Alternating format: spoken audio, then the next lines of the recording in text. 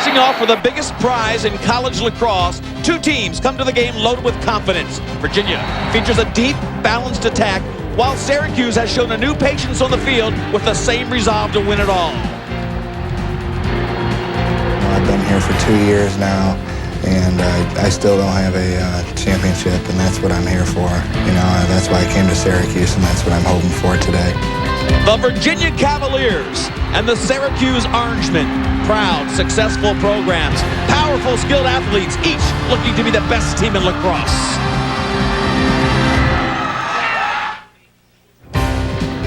Record crowds expected at College Park, Maryland. Byrd Stadium, the site, the NCAA Men's Lacrosse Championships for Division I. Today, these fans will be treated to a great offense as the Syracuse Orangemen take on the Virginia Cavaliers. Hello, everyone. I'm Leif Elsmo, and I'm with some of the greatest lacrosse fans in the world. These are the Syracuse faithful. Syracuse fans, very used to being at this tournament. 17 straight times this great program has come to this championship series, and this time they do it with unusual flair. We know about the offensive stars. We've talked about Kotaya and Powell. How about some unexpected sources of offense? Look at the semifinal matchups here. In transition, defensive specialist Jeff Lowe coming down and twice scoring when it really counted. His first 2 goals of the game, of the season, I should say, really propelled Syracuse into the championship game. Well, championships, this team and this program and these fans are used to championships. Syracuse has been here so many times, they fully expect to take home the hardware. Quinn Kesnick, my buddy Quinn Kesnick, is with the Virginia fans right now. Leif, these fans are absolutely fired up. Virginia in the championship for the first time since 1996. They last won in 1972. These fans will be rooting extremely hard today. A beautiful day for lacrosse. We've got Tucker Radeba on attack for Virginia, 41 goals and 30 assists. The senior, a leader on and off the field. He can beat you in so many different ways. But the story, Connor Gill in the semifinals exploded for 5 first quarter goals, including 3 in a row, as Virginia controlled the faceoffs and converted their shots. Quint, this game produces dream matchups up and down the field. Give us a Nike face-to-face to focus on. The marquee matchup is the Battle of the Ryans. We've got Ryan Powell, the talented attackman for Syracuse, so number 22, going against Ryan Curtis, a real tough, tenacious defender for the Virginia Cavaliers. A great matchup. 2 of the best players at their positions. It's going to be an exciting game. We'll be back with the opening face-off in just a minute. Hey, who's going to win this game?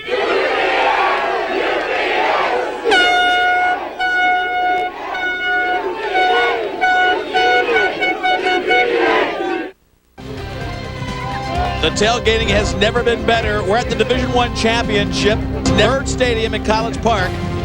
They are cooking outside, and it's heating up inside as the crowd files in to see a dramatic matchup. Virginia taking on Syracuse. Leif Elsmo along with Quint Kesnick, and this field looks hot and sweaty. It is. 89 degrees. We're going to top 90 today on the field. I guarantee you it's 95 plus. Sunny and hot all day. Very small breeze. Quint, that has been a factor over the championship weekend, the heat on the field. It has. Both these teams have deep midfield lines. Virginia will play 28 players today. They'll run 12 different midfielders into the game. The heat, I'd say, gives an advantage to the Cavaliers. Virginia did a great job getting in here. Take a look at the series numbers. Syracuse against Virginia. Syracuse leads the series 6-5. The last 3 meetings, all won by Syracuse, all extremely high-scoring games, decided by a few goals. So this game looks to be the same type of game as the most of the games in this series. High scoring, but close. Syracuse, a lot of success in these championships in the last 10 years or so. Virginia has not won the national championship since 1972 when Jay Connor took the Cavaliers to the highest crown in college lacrosse. They had a freshman goalie in the net that year, Rodney Ruhlman. They beat Hopkins 13-12, 1972. They have a freshman goalie this year in the nets. Cavaliers coming out, getting set with Virginia.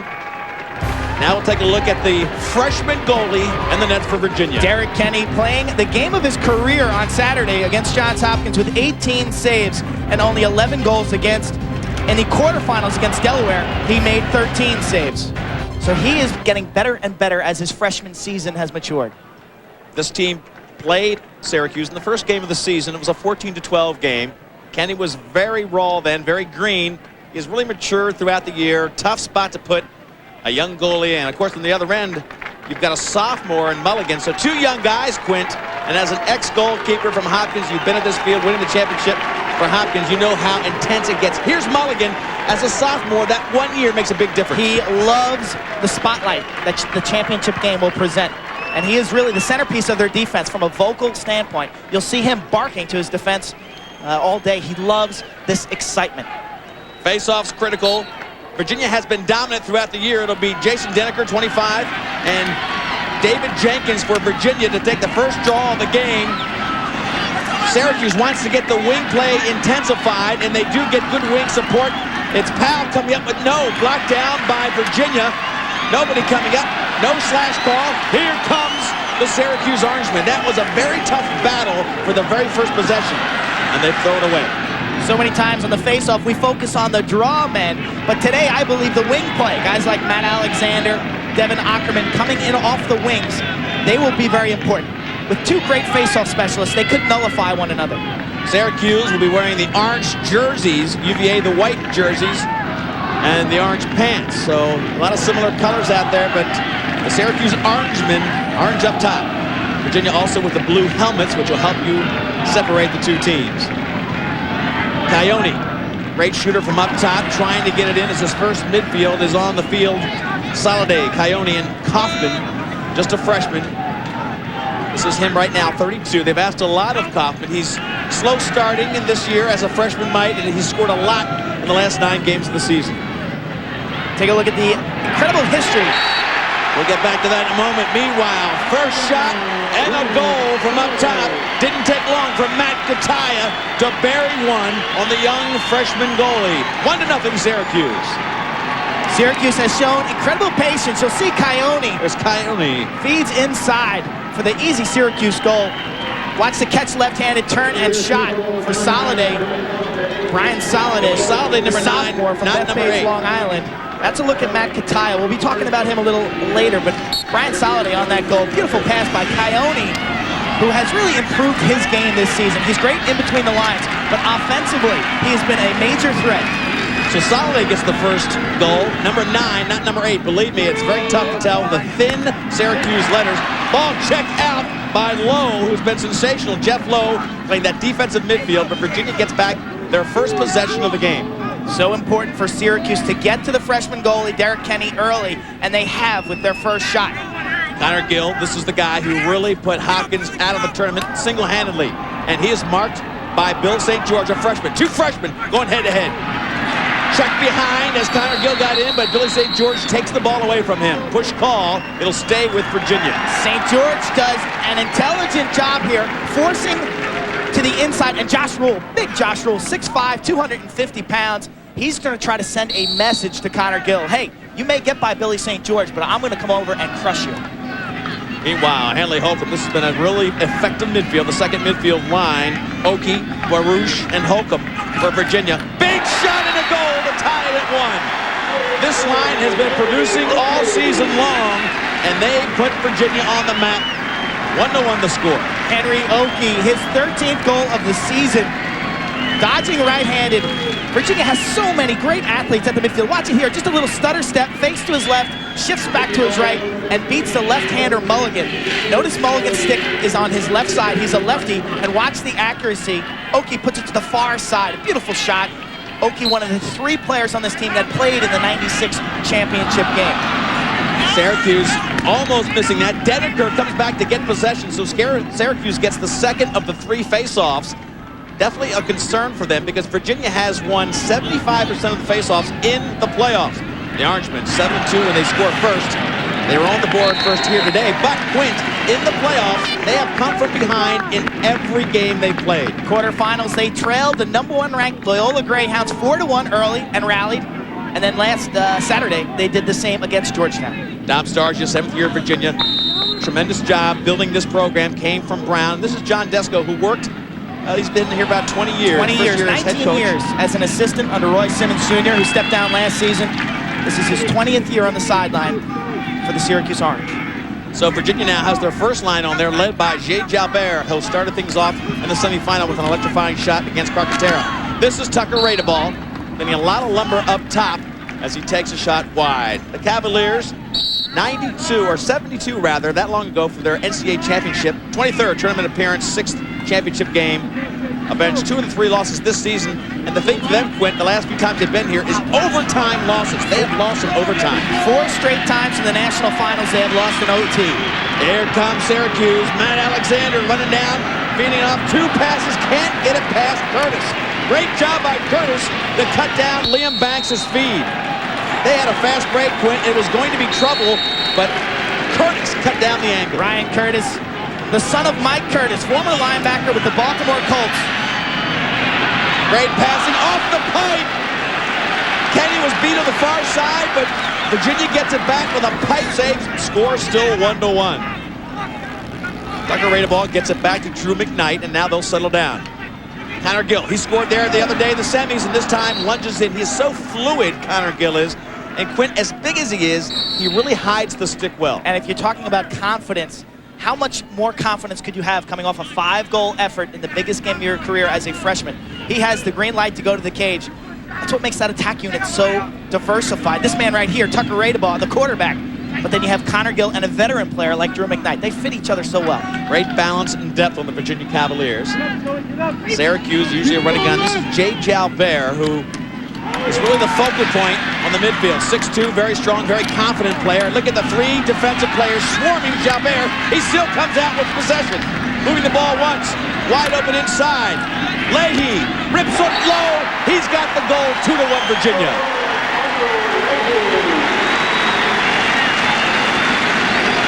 Michael Leahy, the junior from Camillus, New York, which is right down the street from Syracuse.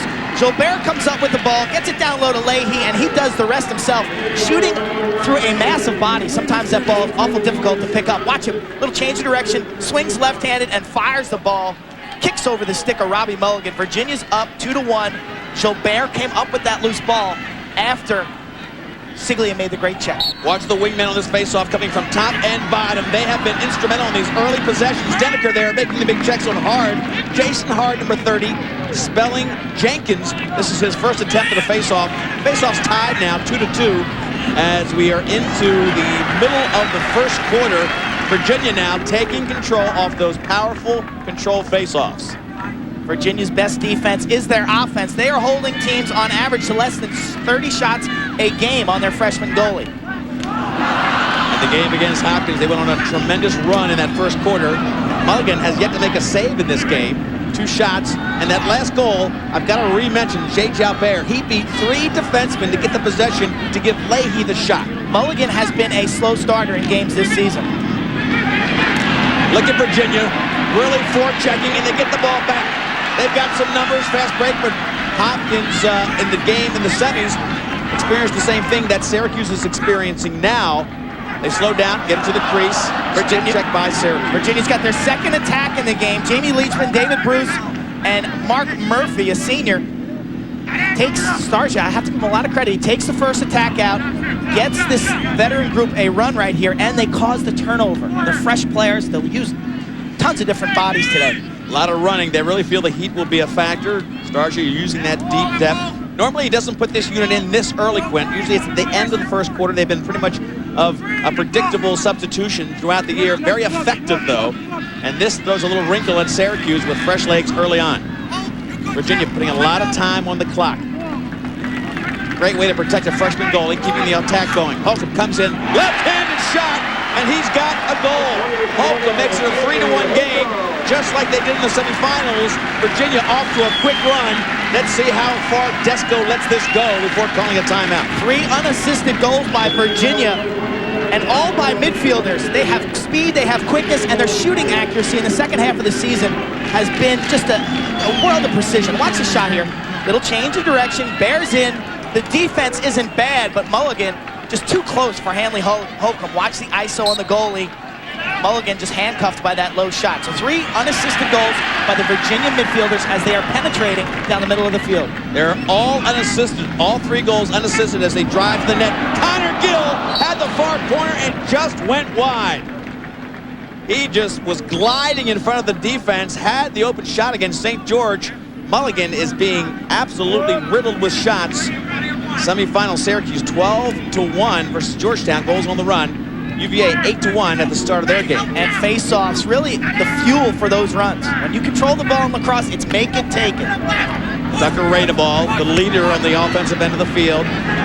Again, all 3 goals unassisted for Virginia, which is a little bit of a switch for them. When they move the ball so beautifully throughout the year, they are right now just challenging Syracuse. Ball in close, and another shot and another goal. Virginia with a very similar run that they did in the semifinals against Hopkins. Let's see if Desco tries to stop this freight train of offense. 4-1 they lead. Drew McKnight, 24th goal this season. The veteran, just watch him go through the Syracuse defense right there. Stick checks. You've got to take the body. Much like hockey, player skates to the middle of the ice. You've got to put him down. Take the body. Drew McKnight, too smart. UVA, Virginia, too good in the one-on-one situation. Let's anticipate what Syracuse did against a very similar start with Georgetown. They went to a zone defense. I would not be surprised if Syracuse drops back into a zone to take away those one-on-one moves. Right now, though, they get a face-off and they try to put some pressure on the young Derek Kenny. Liam Banks, number 3, on the attack. Substituting early for Devin D'Arcangelo. Coyote, the big gun out in the midfield. 19 goals, 20 assists on the season, 65 shots. He can take a lot of shots. This is Kataya, 43 goals on the year. Weissleiter really working him and extending his defensive checks out to the back line. Up top, a lot of room up front for a shot, and a nice stick check again by Virginia. Virginia has really protected Kenny well. They have not let the shots get through to him on 2 or 3 occasions. So many times this season, shooters have missed the cage against that man right there, Derek Kenny. Opponents only put 55% of their shots on the goal. Jason Hart brings the ball down now, gets the offensive end, almost throws it past Connor Gill, still loose, at line, it is out. Mishandled for the moment, St. George putting big pressure on him, but it was the bad pass by Jason Hart that gives it back to a riddled Robbie Mulligan. Coming into this game, we thought that there would be a tremendous disparity in the goaltenders. Mulligan, the veteran, the smooth goalie, and Kenny, the rookie. But right now, Mulligan is the one with his back against the ropes. And primarily because of the defensive lack of support. He's getting a lot of shots in him on the one-on-one. Again, we can almost predict that you'll see Syracuse go into a zone. Is that an offsides? Offsides call on the clearing play. Very basic mistake. Quint wasn't even a fast break, so a mental mistake gives the ball back to the Cavaliers. They lead 4-1. We are early in this game. Division I championship on ESPN. Syracuse, I mentioned to you before the game, they looked a little flat in warm-ups, where Virginia, I thought, had a little more pop to their step. Chris Cordisco, Syracuse midfielder, said they were tired after the game last Saturday, which kind of surprised me. In this case, you think the emotion would take over and the players wouldn't tell you that they were tired, but they admitted being a little fatigued. A lot of time left in this one, though, as Abrams brings the ball up. Siglia made the first check to bring it down, and don't forget, we'll make it a statement again. Syracuse has been down in every game they played. This is the lowest seed ever to make it to the championship. 8th seed, and they were down to Princeton, down to Loyola, and down to Georgetown. They are now down to Virginia for the championship. Virginia still looks fresh like you talked about. Their legs look fresh. They are attacking on all areas of the field. I have never seen a team in a semifinal game play as many players as they did. Once they got that 8-1 lead, the game was really a seesaw battle. It was 50-50 after that point. But it enabled them to play 3 or 4 lines of midfielders and 6 attackmen. Jalbert back to McKnight. Jalbert is such a focal point. He's got Coyote playing defense on him now. Jalbert may want to try to test that matchup. Short stick of the offensive threat, Coyote. Stick check brings the ball down with the ground. Josh Rule got a stick in there, and look at Syracuse pressing him over the field. Watch out. Jalbert on the roll. He's hard to handle. In close. There's an easy goal for Jay Jalbert. 5-1. He extends the Virginia lead to 4. 5 straight goals for Virginia. Robbie Mulligan's got to be shaking his head, asking his team, hey, where is the defense? 5 different goal scorers. They all have penetrated with ease. They all have gotten really great leverage right to the middle of the field. Watch him tuck his stick here, and look at the patience. He has all day. Nothing Mulligan can do about that.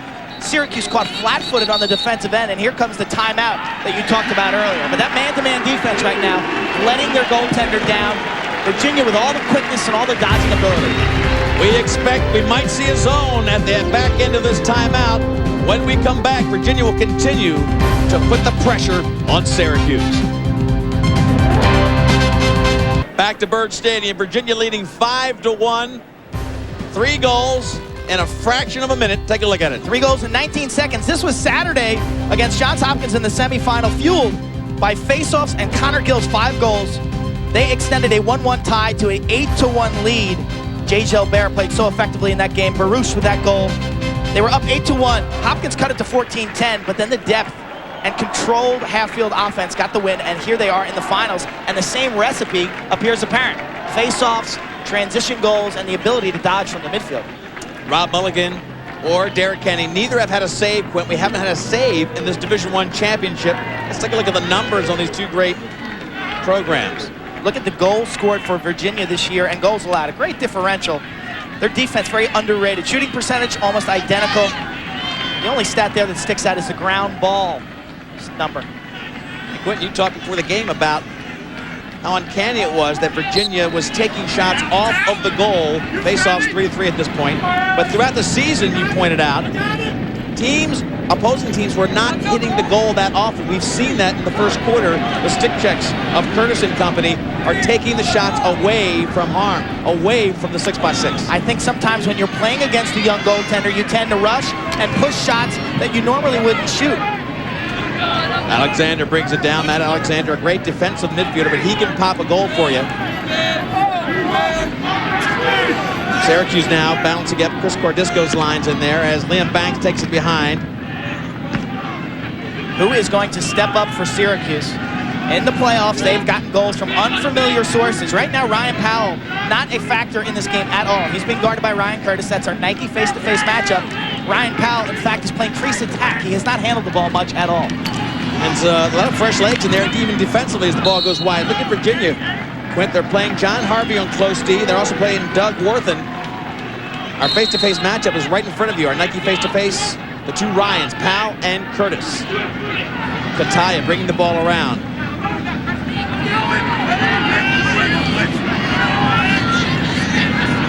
Syracuse has not had much possession time. Virginia just dominating so far in times of possession and, of course, quality shots. No saves so far in the game. Syracuse looking to rip one here, far to the right, so they missed the cage twice. Quint back to that point. They seem to have trouble, opposing teams do, against this great defense of finding that 36 square feet. Chris Cordisco with that last shot. 7 regular season goals for Cordisco. He's got 6 in the NCAAs. This is our face-to-face right in the middle. They've got Powell in front of the goal. They're trying to get the ball to him, taking Curtis away from any takeaway ability. They're also taking Ryan Powell out of their own offense. Ryan Powell had 7 assists against Loyola. He loves to get the ball and back in. You take him out of that offense, and some of these other players, I think, their production might suffer as well. He's really the go-between. Timeout called by Virginia. Short timeout called. Again, the other thing that sticks in my mind as you look at this defense is they put Davies and Weissleiter on the bench right now. They've got 2 fresh defensive players in there, Virginia does. John Harvey, Doug Worthen, potentially to spare them some of that fourth quarter action. We want to remind you to stay tuned for Sports Century, the 50 greatest athletes presented by General Motors. The focus, Mark Spitz. Friday, 10:30 Eastern Time. This is ESPN.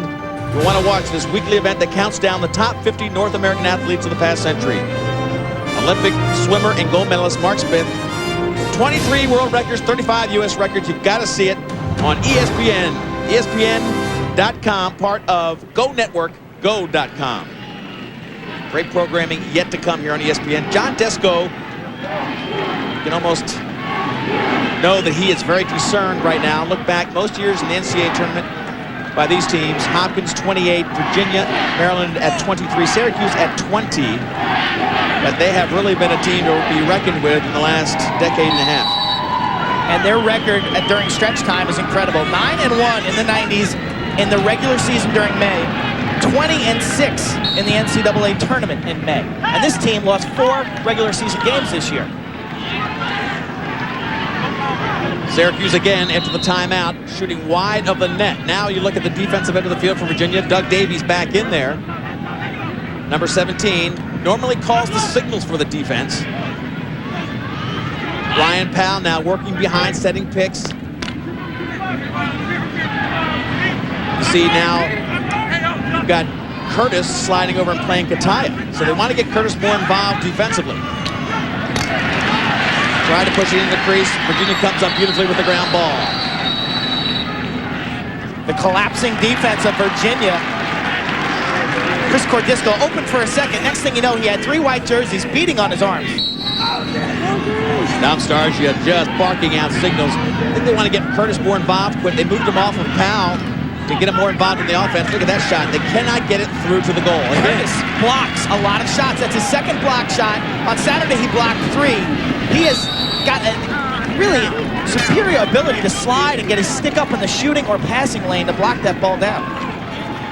So Syracuse unable to really get any effective shots on Cage. Kenny so far only allowing the first goal of the game to Soliday. Then it was Oki, Leahy, Holcomb, McKnight, and Jalbert. 5 in a row in that what we have seen now all too often, that patented run for Virginia in the first quarter. Liam Banks has made a big impact, this young freshman in the playoffs. Didn't play much during the season, Quint, but made a big impact numbers-wise here in the playoffs. This is Josh Kaufman. So 2 freshman players on the field for Syracuse right now. Kaufman taking time, working out. They're separating the defense, trying to get the one-on-one against Moeller. They need more off-ball movement. Up front, there's an easy shot on goal. Finally, they find the target. This time, it'll be the second goal for Syracuse, and Liam Banks, parked in front, sends it home. Freshman Liam Banks, 7 goals, 6 assists coming into today. Had 2 goals against Princeton. He'll take the feed from Ryan Powell. I thought Syracuse was standing still on offense. You'll see Curtis double team, leaving Powell. The defense rotates, and they're late to get back to Banks. Watch it again. You'll see number 6 enter the screen to the left. There he is, leaving Powell alone behind Banks. Just a little one-touch. Nothing Kenny could do about that. Nice passing by Syracuse. They've got to move. They've got to get into some offensive flow. A little too much standing around. Chris Searcy comes in for Syracuse on this faceoff. He squirts it out to the wing. Here could be a shot. Back into the center, but the double-teaming Virginia team puts it right back onto the turf. Ryan Curtis brings it up. Now we've got numbers on the other end. Virginia coming down. Hard to the wing. Rocket. And I think Mulligan might have gotten a piece of one finally. Radeball let that one fly a little bit wide, and Mulligan got a read on it. He has got an awesome release. Tucker Radeball can shoot sidearm. He's got this patented overhand shot. Sensational senior year for Radeball. Talked about his on-the-field performance with all the goals and assists, but he has been the leader of the senior class, really transforming this program, giving it some toughness. Quint, one of only 3 players on that roster who has been in a championship game. In close, and the stick check of Josh Rule takes that right out of David Baruch's stick. A 5-0 run stopped by Liam Banks to make it a 5-2 score. Syracuse still in their man-to-man defense. Tough to play zone when you're down by 3 or 4 goals against this Virginia team that can just pass the ball around the outside, eat chunks and chunks of time. As effective as the zone was, I was really surprised that John Desko didn't get to it after about 3 goals. He didn't. And we'll see if that is going to be something he'll regret. Ball thrown by Radeball. He just misread Connor Gill's move. He thought Connor was going back to X, and he moved to the side. With only 21 seconds left in the first quarter, they'll move the ball up. X, of course, being the focal point of the offense, right behind the net. You like to move it to X so that you can redistribute to the other side. It's almost, you don't even have to look there. Normally, the offside attackman parks behind the goal and gets the possession moving. Lacrosse unique, unlike basketball or soccer, you can attack from behind the cage. And when you have great passers from behind the cage, that opens up shooters from in front. Coyote from Abrams. He knows he doesn't have much time. Let's see if he gets one on the run. Into the crease. They've got the ball behind the back, but taken out of the air again by Curtis and Weissleiter. No time left as they take a shot from well out front. That was trouble in front of the goal. But again, the Virginia defense has stifled the offense of Syracuse with tremendously accurate stick checks, saving a lot of shots from Derek Kenny.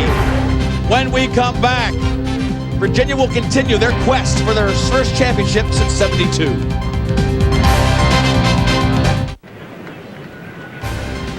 College Park, Maryland, Byrd Stadium.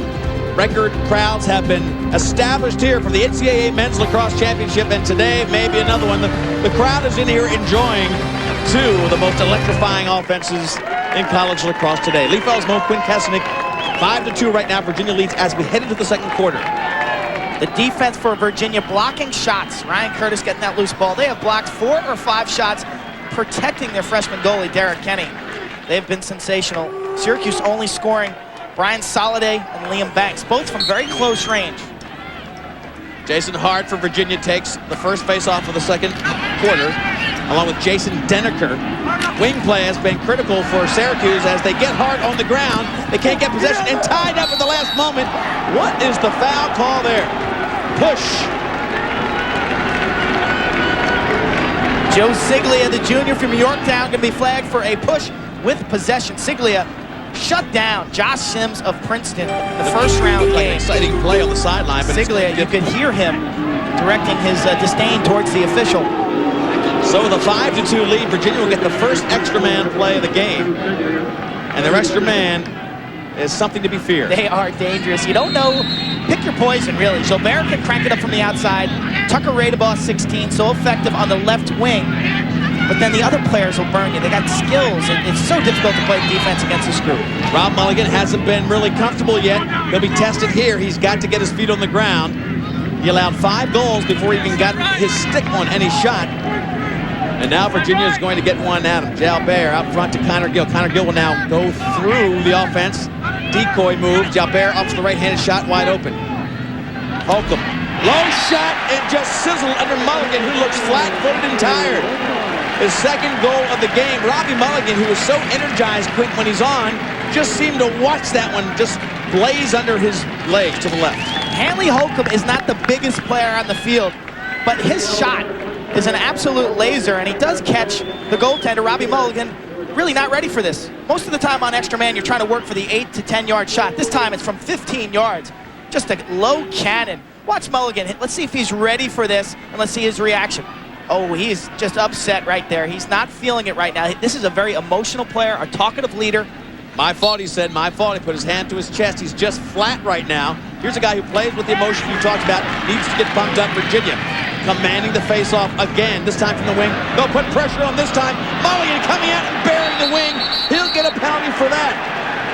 So the referees taking over the game. They may put this one away for Virginia. Radebaugh run over by Robbie Mulligan. Mulligan has to go to the bench. You're not allowed to hit a player when he's down on the ground, and that's what that foul is going to be. Also, it looked almost like a cross-check to the back of the head, but Mulligan will have a seat in the box. Jason Golub, the backup goalie for Syracuse, has not seen much action this year at all. Only has played 12 minutes, has made 4 saves with 4 goals against. Actually, this is not even Golub.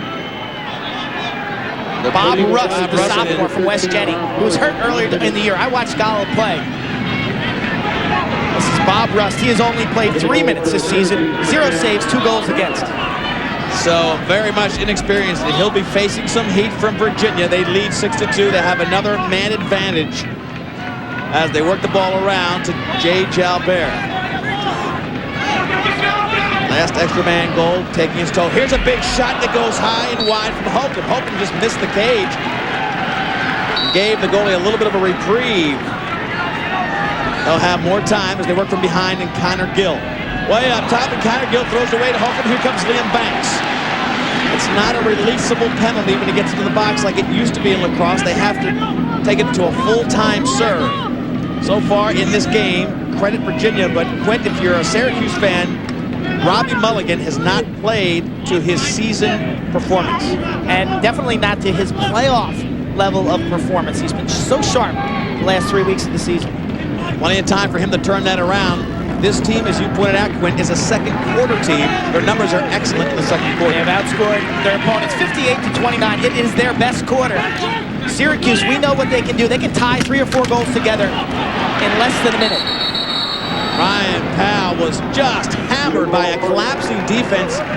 They were surgical in the way they just cut him up inside. Watch the replay. Ryan Curtis, Kuntz, Doug Davies, like piranhas on raw meat, just all over Ryan Powell. Trying to feed it to Powell again. It looks like Syracuse is really trying to force it into Powell. A little bit of slash call. It'll be a delayed call as the ball finally hits the turf. Powell gets the penalty, and another man advantage play for Virginia. They had the 6-2 lead. The last goal scored. The only goal of the second quarter was an extra man goal. They missed the last one. This time, they'll have their third shot. Watch the foul right there. Slash to the helmet. Ryan Powell, his 6th penalty of the season. Curtis has been so impressive as a help defender and as a guy to pick up loose balls. He's got terrific speed. A little frustration sometimes on the offensive end when you turned over. It's important to keep your stick down low and avoid those kind of fouls. Those kind of fouls will kill you. Slashes in your own offensive end. Saw the graphic. No man advantage opportunities for Syracuse. 1 for 2 for the Cavaliers. They had a fresh goalie in there last time. Did not get a shot on cage. Kind of threw it away. This will be their third attempt. Jay Jalbert, the right-handed shooter, right there as they move in. They'll take the hard shot over the shoulder. McKnight just lights up the net, and Mulligan still dazed at the start of this game, not helping at all on the defensive end. He's had a tough one so far in this first quarter. 7-2 the score. Drew McKnight with the, watch the body torque here, and watch him just shoot this high to high, and Mulligan guesses. No question about it. Watch Mulligan's stick. He just guesses that this shot's gonna go low and makes the wrong guess. If in doubt, stay high. That ball will hit you in the head. You never want to drop down low. Watch the goalie ISO right there. He just guesses that McKnight's gonna shoot low. And Drew McKnight with that deceptive overhand motion finds the upper portion. His second goal, assist from Jay Jalbert, their second extra man goal of the game. And they are controlling the face-offs the way Syracuse feared they might. Tried to hit Curtis on a clearing pass, so they threw it away. Hard mad at himself. Quinn Kesnick dissecting that move by young Rob Mulligan. Quinn Kesnick, if you haven't followed the game that much, knows what he talks about. 4-time All-American in the goal for Hopkins. Quinn still playing for Team Toyota at a very high level. Here comes Syracuse. They need to get some good shots. The last time down, Quinn, they seemed to force it to Ryan Powell. Syracuse seems content to let Ryan Powell really play a complimentary role today. In the past, he's been the primary ball handler. Today, he's playing crease attack. Maybe a little bit too much thinking on the offensive end. What got them there seemed to have worked pretty well. Let's see what adjustments they make with a lot of time left. Down by 5, they've really got to climb a mountain here. The Cardisco line is in there.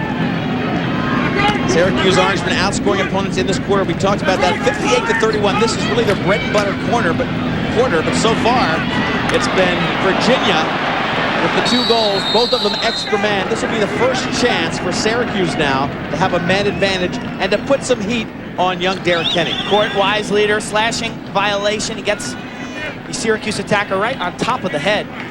Junior from Bayhead, New Jersey, went to the Taft School. Good-looking athlete, as is Mark Kuntz, number 40 for Virginia. Only a freshman from Upper Arlington. He's on the field right now. Virginia's man-down defense, you can see Syracuse's extra man, historically one of the top units in the country.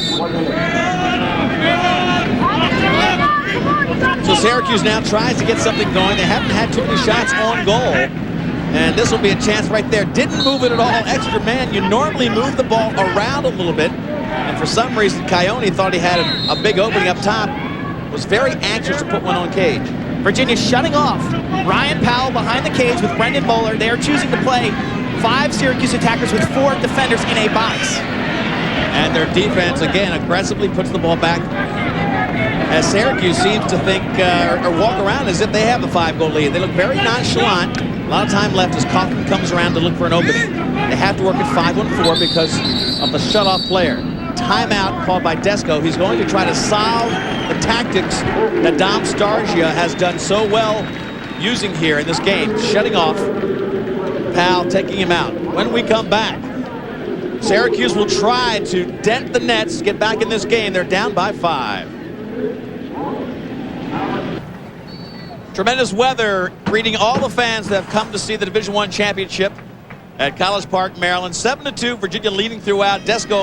John Desco, the coach of Syracuse, just called a timeout because Dom Starsia And the Virginia folks have really not only outplayed so far, but kind of outfoxed them in a couple ways. They are cutting off some of the players on their extra man. Dom Starsia now changing some of his people, but still cutting off Ryan Powell, making Syracuse go 5-on-4 on those extra man. Now they switch out of it. So they showed it initially. Now they're back to a regular defensive alignment. Now they moved over to cut off Kataya. So again, they switched. They showed a cutoff of Powell, and then they came over and cut off Kataya. A very intelligent move by Virginia's defense. Remember, Kataya and Powell have combined for 40% of Syracuse's goal this season. And they've confused them enough to take away the advantage. Backdoor shot, and Kenny makes a nice block. So it took them a lot of time to figure it out as the ball's still loose. And by the time they did, the man advantage had expired. Great job by the Cavaliers coaching staff. Kenny does a terrific job sliding across the 6-foot-wide goal, maintaining his position. If there's anything he does well, it is positioning. He has been hit by a ton of shots in this NCAA tournament. Connor Gill now controlling the ball behind against St. George. Hot, sunny day, as you can tell, and this surface a little bit slick. Virginia trying to move in and blow open this game. And a big hit by Syracuse will give the ball back to them. Just practice kicking it with your foot. Syracuse has got to pick up the momentum on the defensive end of the field, and I think that'll get their transition game going. Josh Rule, player we haven't talked about, Marshall Abrams, who's had such a spectacular season. These guys have to get out, start generating some transition, make some takeaways and some big checks. That's their signature. A little bit spent from their semifinal game just 2 days ago. Virginia using a lot of players early so that they have a lot of legs left in the fourth quarter. They've got a lead to work on too. Coyote, that first unit for Syracuse, Soliday, Coyote, Kaufman, trying to get to the wing, and look at the big check by Curtis. Very active as he comes out and just put the ball back. Loose ball though, and beautiful save on the far side. Cutting it down was Mark Kuntz. Mark Kuntz is a future star in this game. As I talked about earlier, from Upper Arlington in Ohio, a real lacrosse hotbed in that state. Virginia wrapping, and there'll be a hold check against Tucker Radeball. He came across and kind of held up the player. Hold call, 30 seconds. It'll give Syracuse a chance to try to solve the extra man. Watch the holding violation. Nice hit by J. Gilbert. He gets a help from Radeball. Watch this one-handed little hold right there with possession. Radeball say, no, I didn't hold. Radeball played in the 1996 championship his freshman year. He was a midfielder. Faced off, lost 4 or 5 face-offs. His career has been a spectacular one. Different role for him today. As we mentioned, one of 3 players in the Cavaliers who have been to a championship game. Certainly the leaders, along with Henry Oakey, 5th-year player. 5th-year student, I should say, 4th-year player. Syracuse 0 for 1 on the extra man opportunities. And look at, they get it inside.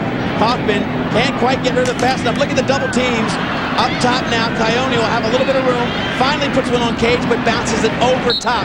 And again, they're not getting it on the 6x6. Coming into this game, I thought that if Virginia could limit the number of Syracuse shots to 35, they'd have a good chance of winning. Right now, Kenny has only had to make 2 saves, so they've only put 4 shots on goal.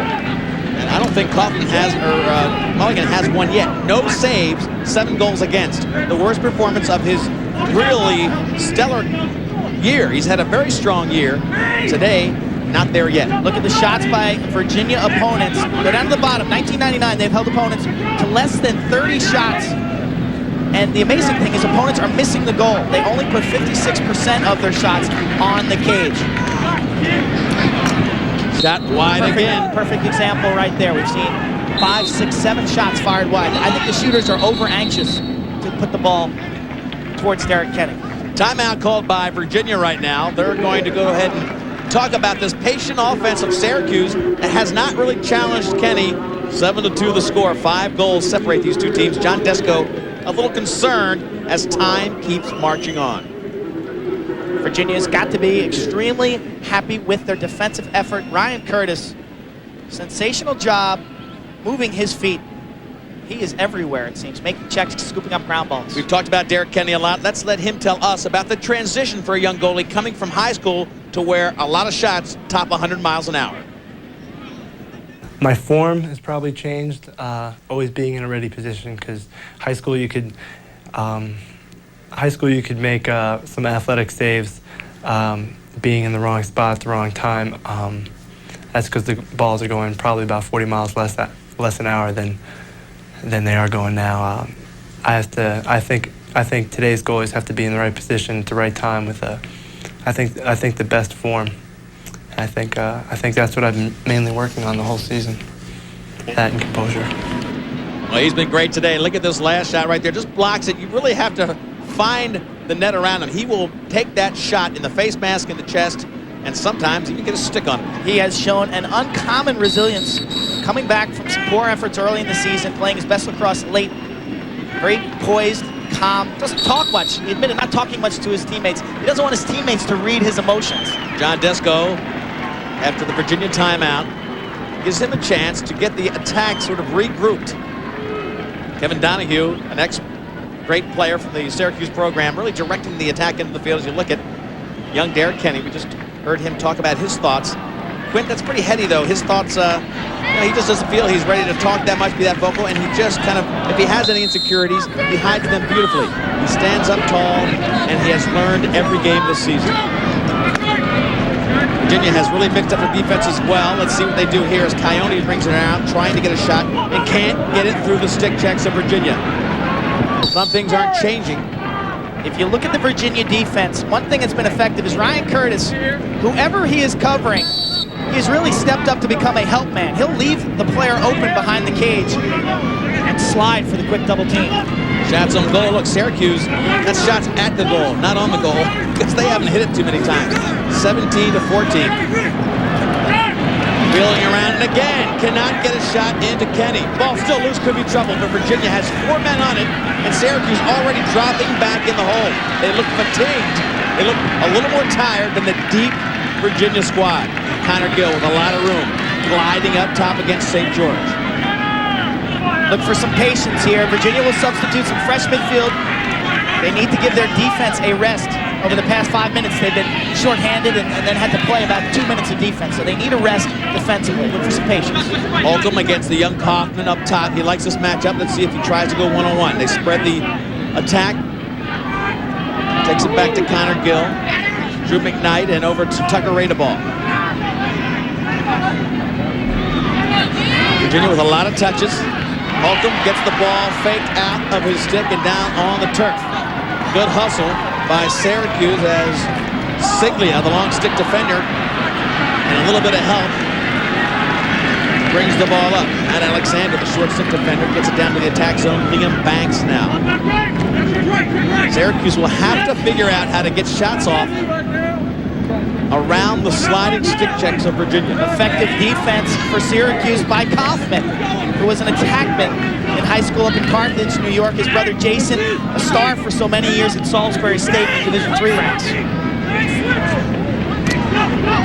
Syracuse trying to get a shot on goal. This one finds the mark and gets behind Kenny. Nice hard shot from up top. And finally, Syracuse gets goal number 3. This time, Timmy Burns. It's Timmy Burns, the 6'2", 180-pounder out of Baldwin, New York. He had 2 goals against Georgetown. His first of the day, cuts into the Virginia lead. Watch it. You'll see Kenny get a piece of this. Little stutter step, left to right move. Kenny gets a leg on it, not the stick. Again, this angle will be a little better. Watch it, left to right, switches hands, fires on the run. Kenny's there. He thinks he has it. It's disappointing when you see those. When the ball hits you, it trickles into the goal. So frustrating. One of the few shots they've gotten on the 6x6, and of course it counts for goal number 3. Syracuse had the face-off, dropped the ball as they looked for a fast break. Weislater tracking it to the sidelines. Good hustle by Weislater up to Jay Jalbert. He's pinned on the sideline. The big, strong mini goes through 3 players. It's still in his stick. Dom Starsier calling for a foul, doesn't get it. Abrams coming down, trying to push the unsettled. No call as the crowd gives you their version of what they think about that play. A lot of stick checks over there, but the referee was right there, nothing called. I think the referee had turned his head. Jalbert, absolutely hog-tied by Alexander, taken down to the turf, either a trip, hold, or push with possession. Well, an offsides penalty was called, and it looked like Syracuse was back. They argued that call, but Virginia very quickly put the ball back in play. Got to have 4 players in the defensive end, 3 in the offensive end at all times. He decided that midfield strike. Jay Jalbert, strong and confident, out to Tucker Radeball. This time Josh Rule goes out on hand. There hasn't been great consistency with the matchups of Syracuse. Jalbert comes in. Finally, Mulligan puts his body on that one. Big save by Rob Mulligan, the first of the game for him. Josh Rule, 6'5", up to Marshall Abrams, who played long stick midi, now playing close defense. Abrams can push it. Gets it off to the wing. A little bit of a room here as they get behind. Ryan Powell. Curtis trying to just strip him of the ball, and a real low percentage feed to the middle would have been dramatic, but it didn't find anybody except the defense of Virginia. That is where Ryan Powell is so comfortable. He likes to post up and bear in with his strong frame. But Ryan Curtis just too fast and too strong. He'll not let you sit there. He will just throw a bevy of checks. That matchup so far has really favored Ryan Curtis. He's done a great job and taken Powell pretty much out of the game. The leading point accumulator for the Syracuse Orangemen, 37 goals, 44 assists coming into this game. Leahy now controls the ball for the Virginia Cavaliers. Defense by Jeff Cordisco. Cordisco, one of the 2 twin brothers that are captains of this team. They get the ball down. Cordisco picks it up, finally gets help on the sideline. Timmy Burns over there to help him out. Mulligan out of the goal, and Burns has to go back to get it. Look at the sliding and riding of Virginia. Time violation. You've got 10 seconds once you get possession to get it out of your defensive end, and they did not do it. You've got to credit, as you look at the sideline, the Heat, John Desko thinking through this first half. Credit Virginia with aggressive riding in their defensive zone. 1974 NCAA Lacrosse National Championships.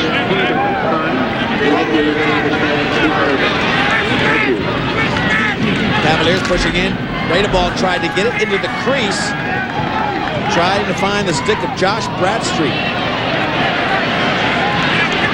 Cavaliers again looking in close. Connor Gill gets a big defensive check. Still has the ability to come up with the ball.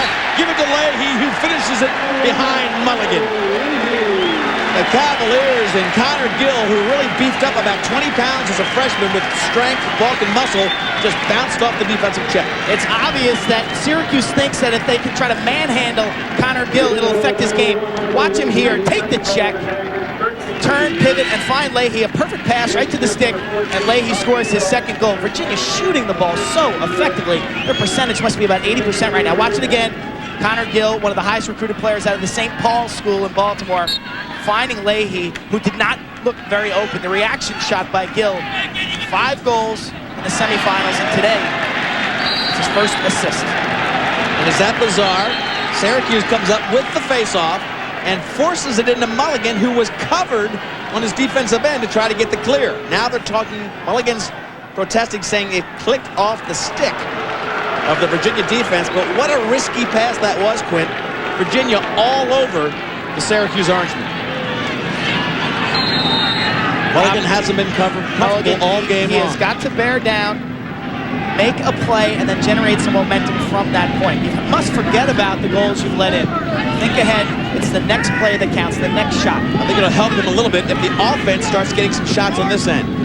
Virginia has done a great job of just controlling this end of the field. Curtis and company as Coyote comes in. Look at that, trying to feed it tight into the crease. Nothing there for Soliday. Kataya, one of their best shooters, works around to the right-hand shot. Double team, handcuffed around the neck. That'll be an extra man play. Kataya did a great job of drawing the double, maintaining possession, and drawing the foul. I think Kataya has got to become more of a ball handler as this game evolves. Because if Curtis is going to win the Powell matchup, well, Kataya is the 1-2 punch. That's a foul on Ryan Curtis. Watch the hold up around the head, a hooking play, almost like similar to hockey. That's a, got him for a slash, actually. 30 seconds, excuse me, a hold. Very important that Syracuse gets some pressure on the Virginia goal here. David Jenkins has gone back to cut off Powell. They've switched between Powell and Kataya. Again, Virginia making Syracuse go 5-on-4, taking Powell out of the game. 5-on-4, and there's a pretty weak shot from up top. Coyote just giving the young Kenny plenty of time to read that shot, and Kenny looking strong in that save. No deception on that shot. He dropped his stick low for the worm burner, and the ball stayed low. Very easy for the goalie to anticipate that shot. Kenny getting confidence with every save. No effective shooting on that end of the field, thanks to the great defense. Not only the individual defense, but the strategies employed by Dom Starsia. Big shot, and now it's Syracuse getting their sticks on it. Mulligan picks up possession, looks for the outlet. Virginia really riding hard. Abrams able to come down with a big outlet pass. Team's at even strength as Abrams comes in. Jenkins working hard. 20 seconds left in this half. Half owned by Virginia, and they throw it out of bounds.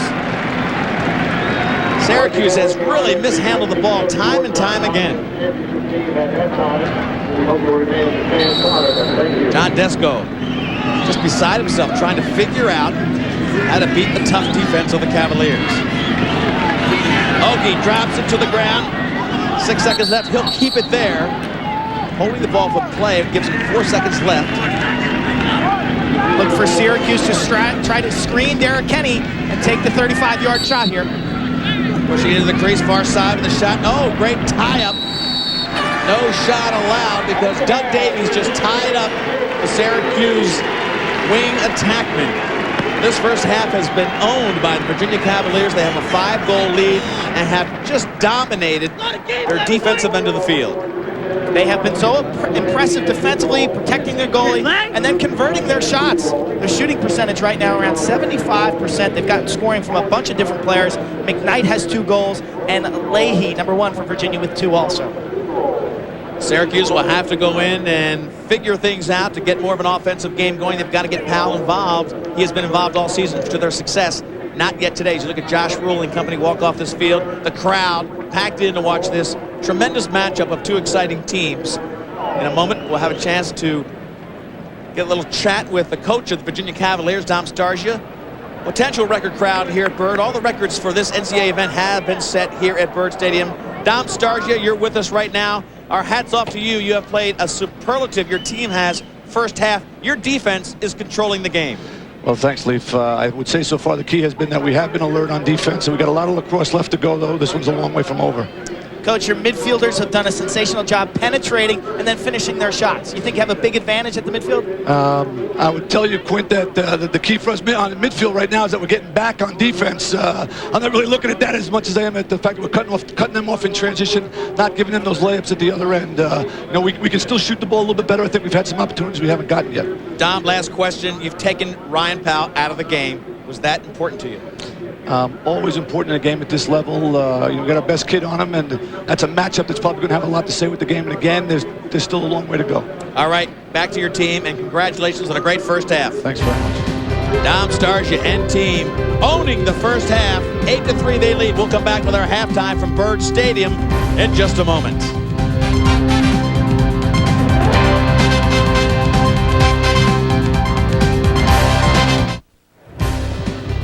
Welcome back to Byrd Stadium, the halftime of our Division I championship for college lacrosse. Quint, we know about the Syracuse Orangemen and their dominance over the last decade, but in the 90s, they shared the spotlight with a great program in Princeton. Princeton came out of nowhere in this decade, winning their first championship back in 1992 at Franklin Field, Pennsylvania. Overtime goal by Andy Moe. Princeton Tigers win the championship over Syracuse. 2 years later, it is Princeton's Kevin Lowe in overtime beating Virginia for their second championship. Scott Batchagalupa, their goalie, and Bill Tierney, their coach. Fantastic games. 2 years after that, Jesse Hubbard in overtime again beats Virginia for their third title of the decade. Terrific attack unit Princeton had during that run. Jesse Hubbard, John Hess, Chris Massey, crisp precision. They made it 3 championships in a row. 1997, dominating Maryland. And then last year at Rutgers University in New Jersey, they dominate Maryland again for their 5th national championship of the 90s. They rebuilt this year, gave Syracuse all they could handle. Let's take a look at some of the superlative individual players. This is the first team All-Americas for this year. John Grant Jr. from Delaware, Greg McCarra from Georgetown. Two players you're watching today, Tucker Radebaugh and Ryan Powell. In the midfield, Mark Fry for Loyola, sensational player. A.J. Hogan can light it up from anywhere. J. Jalbert, you're watching him play today. Josh Sims from Princeton in the midfield. At the defensive end of the field, Ryan Curtis, stud defender for Virginia. Robbie Doerr from Johns Hopkins, and Steve Card, physical player from Duke. And Q in the goal, Mickey Jarbo was acrobatic and very athletic. He is first-team All-America from Navy. Also in this weekend, Quint, we can't not talk about the Division II championship. This was played yesterday. Anthony Saccone scored 3 goals, and Adelphi defeated their Long Island rival CW Post 11-8. That was yesterday. Brian Tower had a big game, 2 goals and an assist as Adelphi went on a 6-1 run in the opening 6 minutes of the fourth quarter. They took an 11-5 lead and coasted from there. Our congratulations to Adelphi. We'll be back with more of our halftime right here from College Park as championship weekend continues from Byrd Stadium.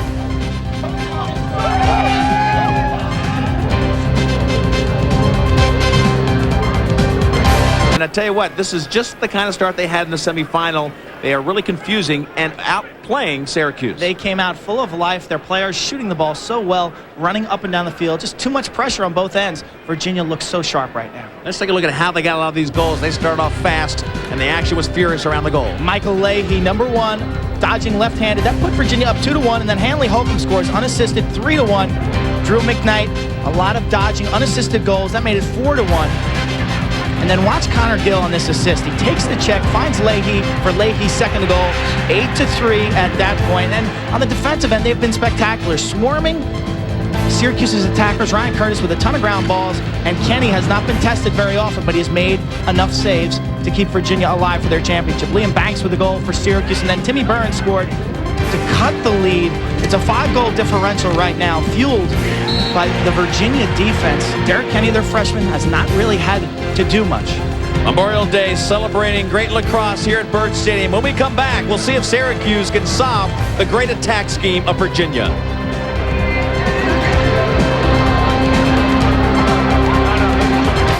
It's a new idea, and it will truly change what you think about computers. What's happening here is a first for television. It is, after all, the information age. Introducing ZDTV, the television network devoted to computing and the internet. We'll show you what's news, what's next, and what it takes to get the most out of your computer. To order, call 1-800-333-DISH. This May on Stars. Trust me, just one more time. It's movies, 100% movies. More new hit movies in primetime. New hit movies you'll see first on Stars, only on Stars. Hey! Uncut and commercial free. Get in. Don't miss these great movies on Stars. Yeah, you can drive. To order, call 1-800-333-DISH. Hey, Mark. You and I go back a long ways, right? Yeah. You're my best friend. Well, I have something for you. It's number 62. No, I can't. Please take this. This is number 62. Number 62. I'm going to cherish this for life. Thanks. No, thank you.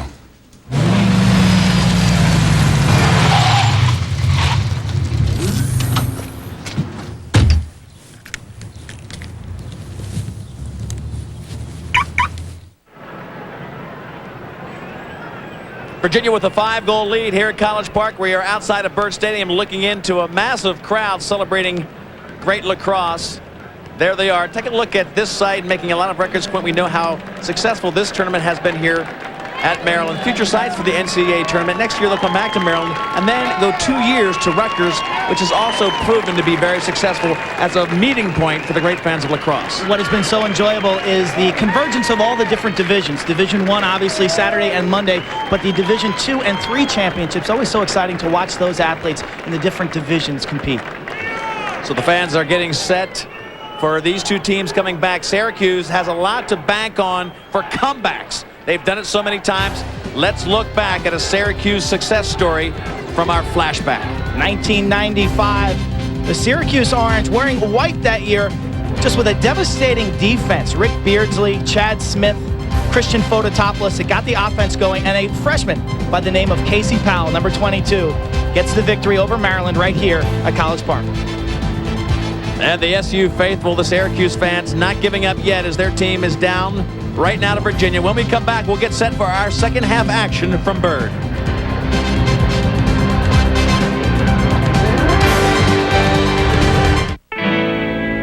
We're on the highway of life and we're going.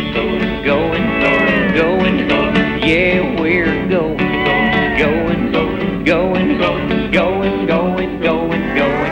That new Love's diaper now with triple layer protection to help stop leaks sponsors this traffic report. Well, get ready for delays. Really, really long delays. Hey, live and learn and then get Love's. Those new ones. Hertz Freedom rates for AAA members, only $26.99 a day in the U.S. Guys, come and see my castle. With the freedom to pick up and drop off anytime. Just keep it over a Saturday night. Hertz will provide the great rates. What castle? The rest is up to you. Hertz Freedom rates for AAA members, only $26.99 a day in the U.S. With the freedom to pick up and drop off anytime. Just keep it over a Saturday night. Hertz will provide the great rates. The rest is up to you. Call it a bonanza, an extravaganza. It's how you save on tires. Now at Pep Boys, all 35,000-mile tires are 4 for only $99, and all 70,000-mile tires 4 for $169. Pep Boys. Cars like us. People love us. Twist it, turn it, any way you want it, anywhere you want it to go. Goes where you want it. Move it up high, baby, you can move it down low. Stays where you put it. The flexible shower massage from Teledyne Waterpick. You want something packed and shipped the right way? 3 words: mail, boxes, etc. We do this every day. We're the professionals. You've got to use the right stuff. We can be your company's packing and shipping department. Have something fragile to pack and ship? No problem. I'll take care of it. This should be double boxed. Say you want to ship a grandfather clock. Make one phone call to me and it's handled. Big or small, we ship it all. Mailboxes, etc. We're making business easier. We're making life easier. Back at Bird Stadium, 8-3 the score. Our pleasure to talk to John Desko, who I'm sure had a pretty intense halftime talk. John? Yeah, Keith, we needed to take a little better care of the ball and eliminate some of our turnovers in the first half, and we had to generate better shots. Seemed like every time we took a shot, it was hitting a defenseman's stick or, hitting something in the way, and we needed to generate some better shots against this goalie. Coach, how do you get Ryan Powell more involved in the offense? Well, we're trying to. Ryan got hurt the other day, and we're using him right now to absorb Curtis a little bit, and he's doing the best he can, but he's got some back problems. All right, John Desko, thank you very much, and we wish you luck in the second half as we look at the Syracuse Orange trying to regroup against a real complete effort by the Virginia Cavaliers. Really put it all together in the first half, 8-3, methodically just getting out in front with the same kind of fast action offense they applied in their semifinal game. Quint, this weekend, not only being Memorial Day, we are saying goodbye to a great friend in the game of lacrosse. Doyle Smith is saying goodbye to lacrosse fans after 30 years of helping not only the Virginia program, but everybody associated with this sport promote, keep track of the stats, promote the game of lacrosse at Virginia. And he has been here as long as this tournament has been here. He's been named Man of the Year twice by the USILA. Received the service award so many times. Back in the 70s when lacrosse didn't get as much publicity, Doyle was the guy who got this sport going. A great ambassador for the sport of lacrosse. We thank Doyle Smith, wish him well, and hope to see him in the future. Jason Hart comes down, works it back to Connor Gill. Virginia picking up right where they left off. Look at that move by Connor Gill. Up in front, but finally a big save by Mulligan.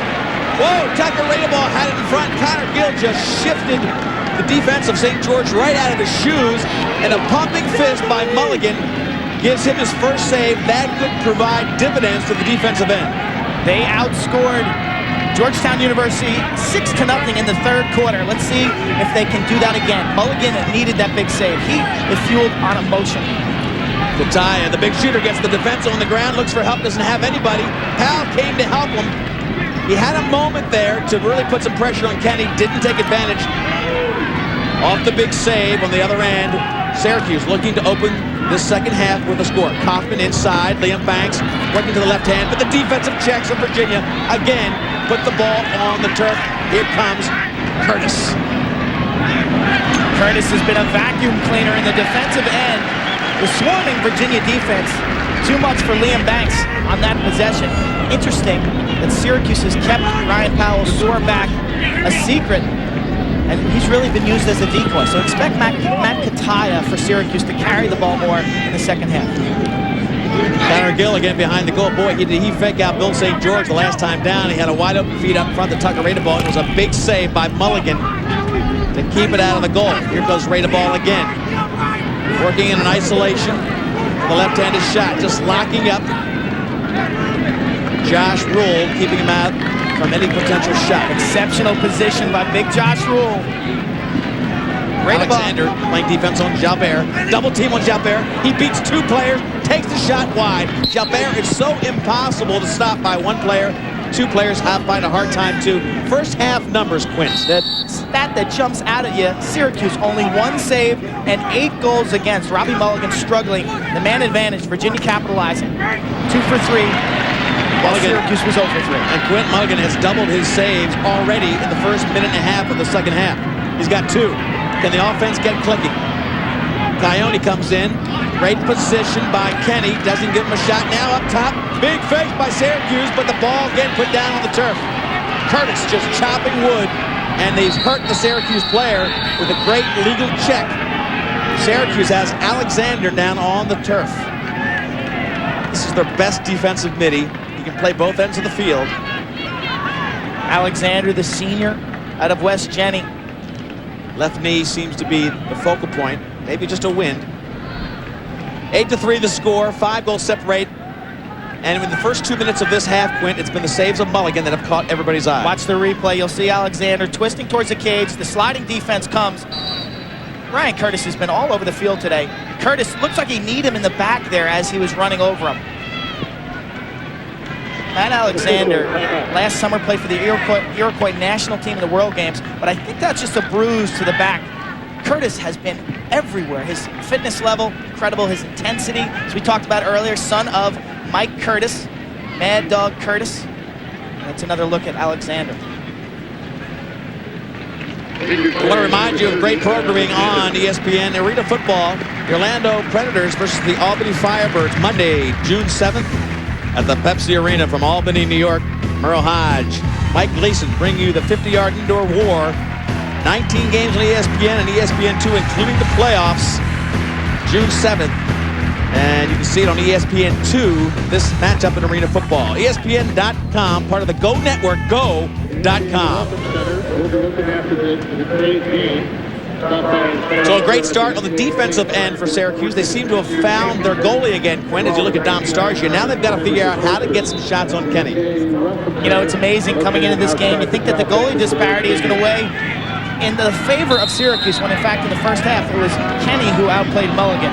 But Mulligan seems to have found his footing now in the second half.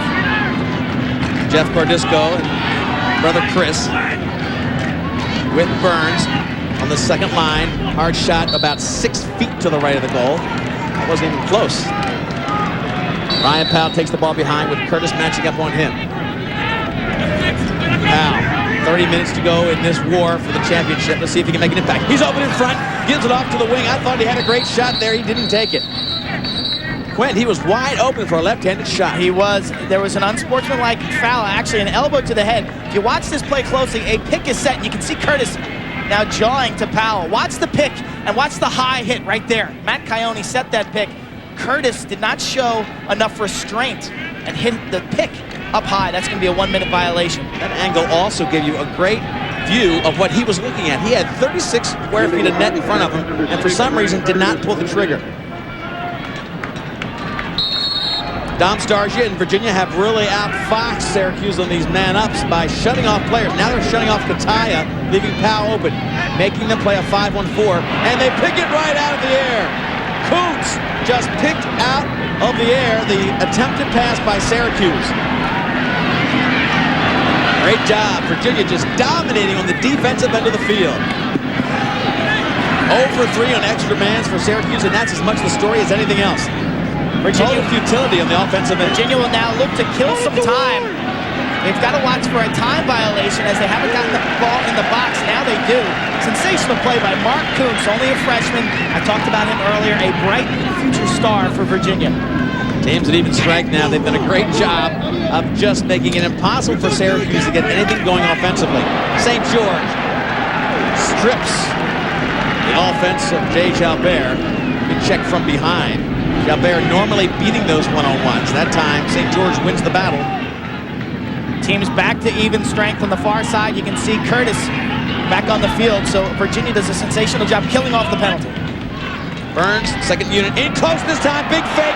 That is usually money in the bank for Casey Powell. This time, Virginia just wipes them out. There is Ryan Powell. Watch the replay. Let's see if Kenny makes the save. Ryan Powell, known for the dip and dunk. He loves to fake low, then shoot high. Kenny made that save. That's his biggest save of the day. The scouting report, if you watch any film on Ryan Powell, you know he likes to drop a stick low, the goalie drops, and he puts it over his shoulder. Kenny did his homework. Great schooling there by Kenny, and he comes up with another big save. He's the story as much as anything. The defense of Curtis and company keeping Syracuse out of any comfortable offensive set. 5 goals separate the teams still. Nobody has scored in the second half play here at Byrd Stadium. Leif Elsmo, Quinn Kesnick, ESPN coverage of the Division I championship game in lacrosse. Oki, hard shot right to the stick of Mulligan, who has been solid in the second half. Looks like his old self. It may be too late. Syracuse on the run. Watch out as they push the ball down, trying to get a shot. Working up front of Kenny. Here comes one wide of the net. It is unbelievable how they cannot put one on. Jeff Lowe brought the ball up, and they missed the cage again. Ryan Powell, tremendous change of direction on that fast break, fueled by Jeff Lowe, number 1 for Syracuse. He had the big semifinal game. Another hurt player down for Syracuse. They are falling. And Kataya now down on the turf. Syracuse being ridden hard all game by the great defense of Virginia, led by Ryan Curtis. Unique to championship weekend is the fact that these athletes played 2 games in a 3-day span. It puts a lot of pressure on the training staffs and the athletes. All season long, teams generally get 3 or 4 days rest.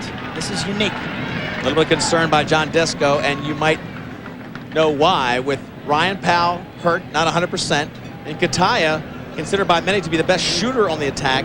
If he goes down, this team will be very thin the rest of the way. Kataya, 7 goals, 3 assists. His biggest game of the year was against Rutgers. The prior regular season meeting between these 2 teams, he had 2 goals, 2 assists. 43 goals, 35 assists on the season. Takes 108 shots on the season, so he can really put pressure on you. We'll come back and see what happens to this attack unit of Syracuse. Kataya right now on the ground. Virginia still in control with that 8-3 lead.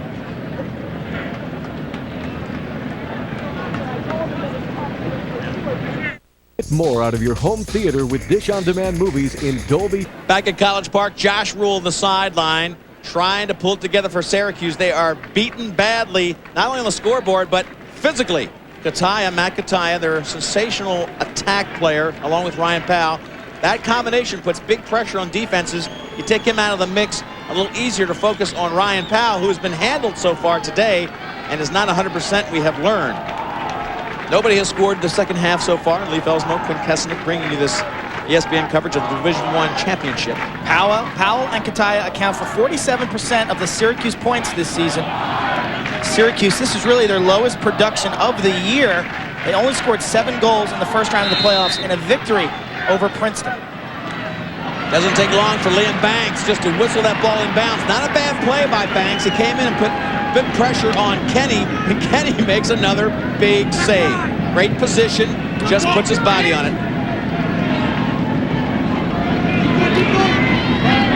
Meanwhile, on the other end, Virginia.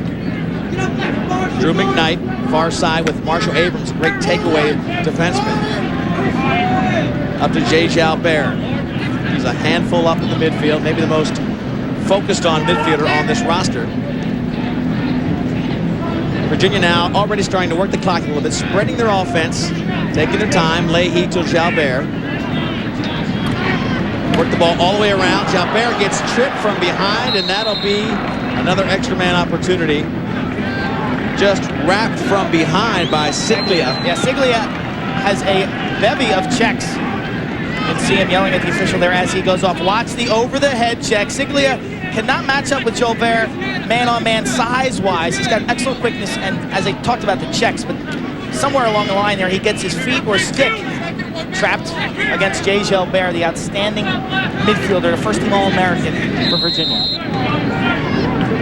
So this will be another extra man play for the Virginia Cavaliers. They lead by 5. Nobody has scored in the second half.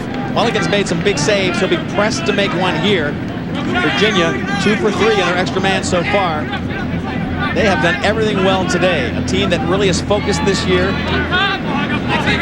determined to give it a great, honest effort and win another championship. Not once since 1972.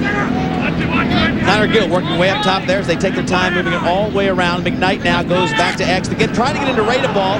It's checked down. Connor Gill picks it up, wheels back to the left hand. He's got a shot that goes wide left. They're going to give it to Mulligan.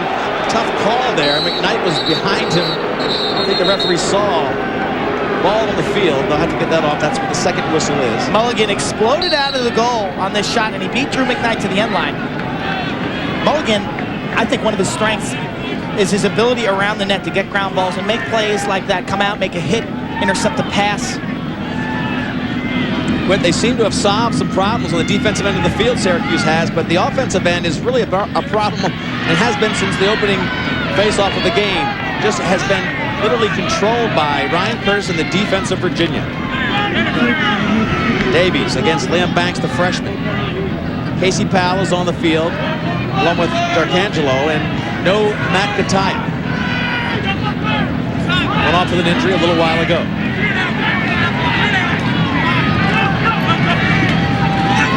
Soliday driving in, looking for help, gets the double team, and still maintains possession. Ione whips it down low to Powell, and he can't get it in again. Great position by Kenny. It might have hit a pipe. He hit the iron. Unbelievable. 2 one-on-one opportunities in the second half for Ryan Powell. The first, a spectacular save by Kenny. The second, he had a beat with the multiple fakes, but he pinged the iron on the far side. Leahy on the opposite end now controlling the ball for Virginia. Down to 7 minutes. No score yet in the second half. Virginia using the clock to their advantage.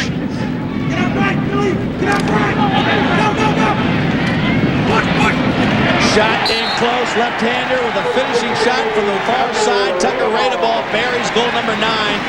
And a 6-goal mountain in front of Syracuse. Tucker Radeball's first goal of the game. The senior has had an outstanding career. Watch Gill with the assist. Radeball catches, switch hands, straight overhand. Didn't have much angle there. You can watch Mulligan yank that one out of the back of the net. Again, catching the ball in traffic, protecting his stick from Marshall Abrams, and somehow finding sufficient angle to sneak that by Mulligan. Left-handed goalie left a little bit of space along the pipe. Tucker Radeball found it. One of the hardest working players in Division I lacrosse. Radeball, his off-season training is insane. He'll run 5 miles, live for 2 hours, do a kickboxing class. He is a tireless worker. Again, the face-off controlled by Virginia. Stripped at the last moment, down close, and here comes St. George. Matt Kataya back on the field for the Syracuse Orangemen, and a big check from behind takes it out of St. George's stick. It'll be numbers for Virginia. They've got a fast break going. And now Syracuse hustles back in, and they push back the potential fast break of Mark Murphy. The second attack unit into the game halfway through this third quarter. David Bruce off to the wing to Jalbert. Can't quite pick it up cleanly, but look at that easy backup. That's going to be an offsides. Got to be offsides, and they make the call. The near referee had to ask for help. And he got it. Burns from the midfield. 2 hurt attackmen. Kataya's on the field, and Quint, he's limping noticeably. Yeah, he's got his ankle wrapped. He's on the far side right now. He is limping. Ryan Powell's got the back injury. Who is going to step up for Syracuse? Ryan Powell looks a little more active. Comes in again with that right-handed shot, and Kenny again, with a great confident look in his eye, makes another save. Talk about a team effort. You can see Kataya limping noticeably right there. His right ankle taped up. A team effort for Virginia, playing nearly all of their dressable players. They've got 30 guys in uniform today. we have seen numbers, and it has paid huge dividends. Ryan Powell against Curtis, driving for the right-handed shot. He's been working this side. Here comes the double. Powell looks for help, can't find anybody. Backside to Kataya, but he's not mobile enough to get that ball. Finally chases it down. Playing with pain, right ankle injured. Now looking a little bit more comfortable.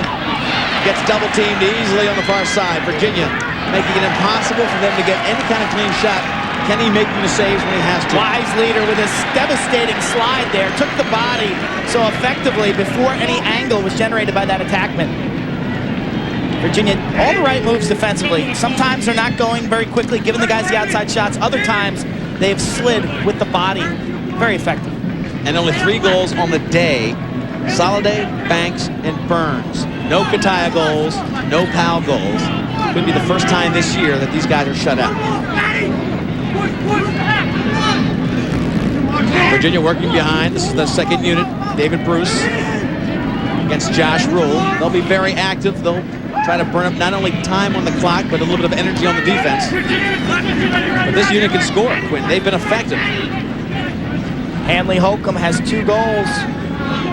27 for Virginia. Battled back from severe knee surgery.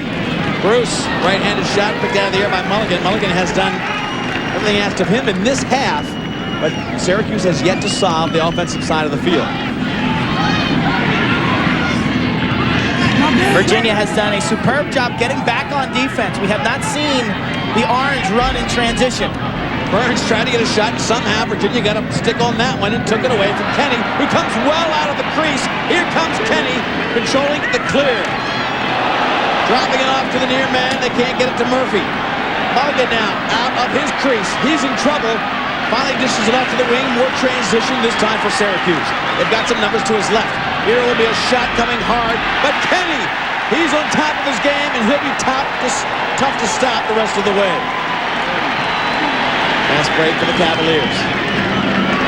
Ball trying to get it right back to the midfield. Ball won't roll out of bounds. Very thick carpet. And a hit by Holcomb. They call it a push. A lot of hitting in this game. Let's take you a little closer to the action.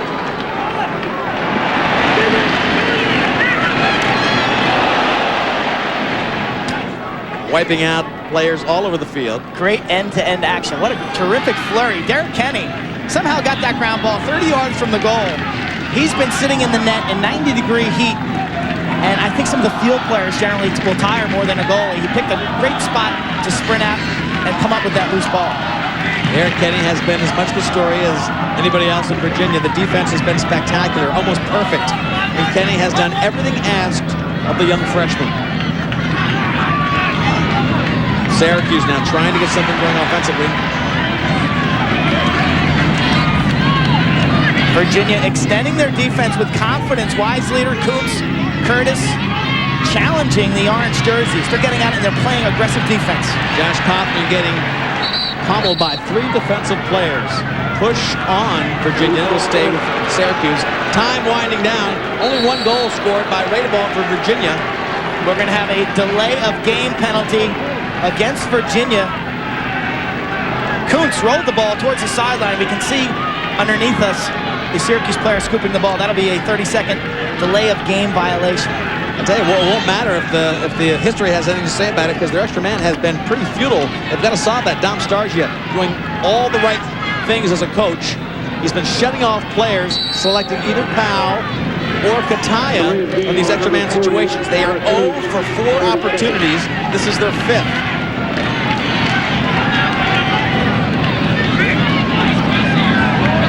Soliday up top to Coyote. This is Kataya. Getting down low, far side, trying to find the open stick of Devin D'Arcangelo. Look at Virginia ragging him. And checking the ball out. Beautiful job. Cavaliers. Ragosa. Peter Ragosa checks the stick out of Ryan Powell and then has the savvy to scoop the ball up. Jay Jalbert brings it back to the offensive zone. Looks for an opening for a moment. Now he's got some space. Jalbert loading the right-handed cannon. Off the pipe. That one wide of Mulligan. And St. George has it up the other way. Coyote. Team still unsettled. Coyote might let one go here. Down low. Turn and fire. finally, Syracuse on the board. That was Josh Kaufman parked on the left-hander side for the 4th goal for Syracuse. They bring it back to within 5. Josh Kaufman from Coyote.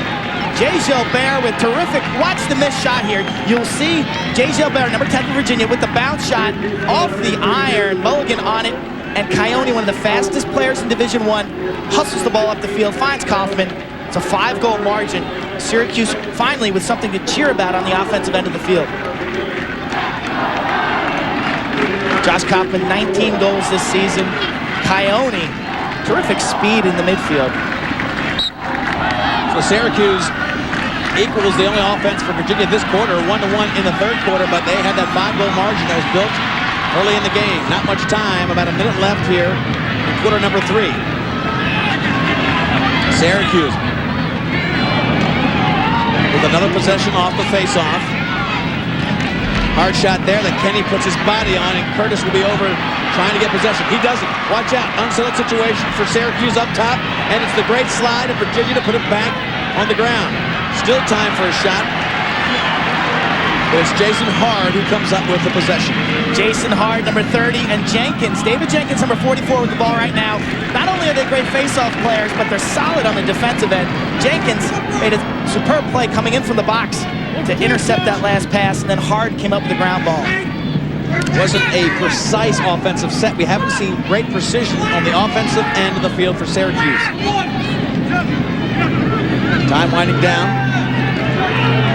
Only seconds to go in the 3rd quarter. They might get one more shot. Holcomb looks for one, but Syracuse turns it back. That'll be a slash call.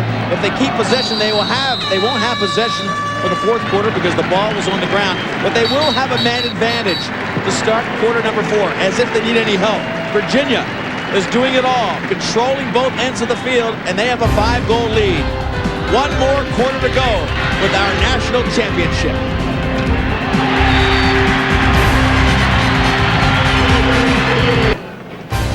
Byrd Stadium is the site.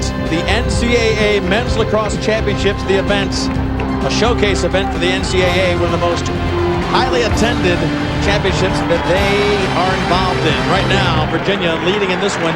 It's Division I men's lacrosse at its best, 9-4 the score. Virginia with a 5-goal lead and the extra man. They will start with the ball off to our left. That man, Robbie Mulligan, so spectacular in the 2nd half.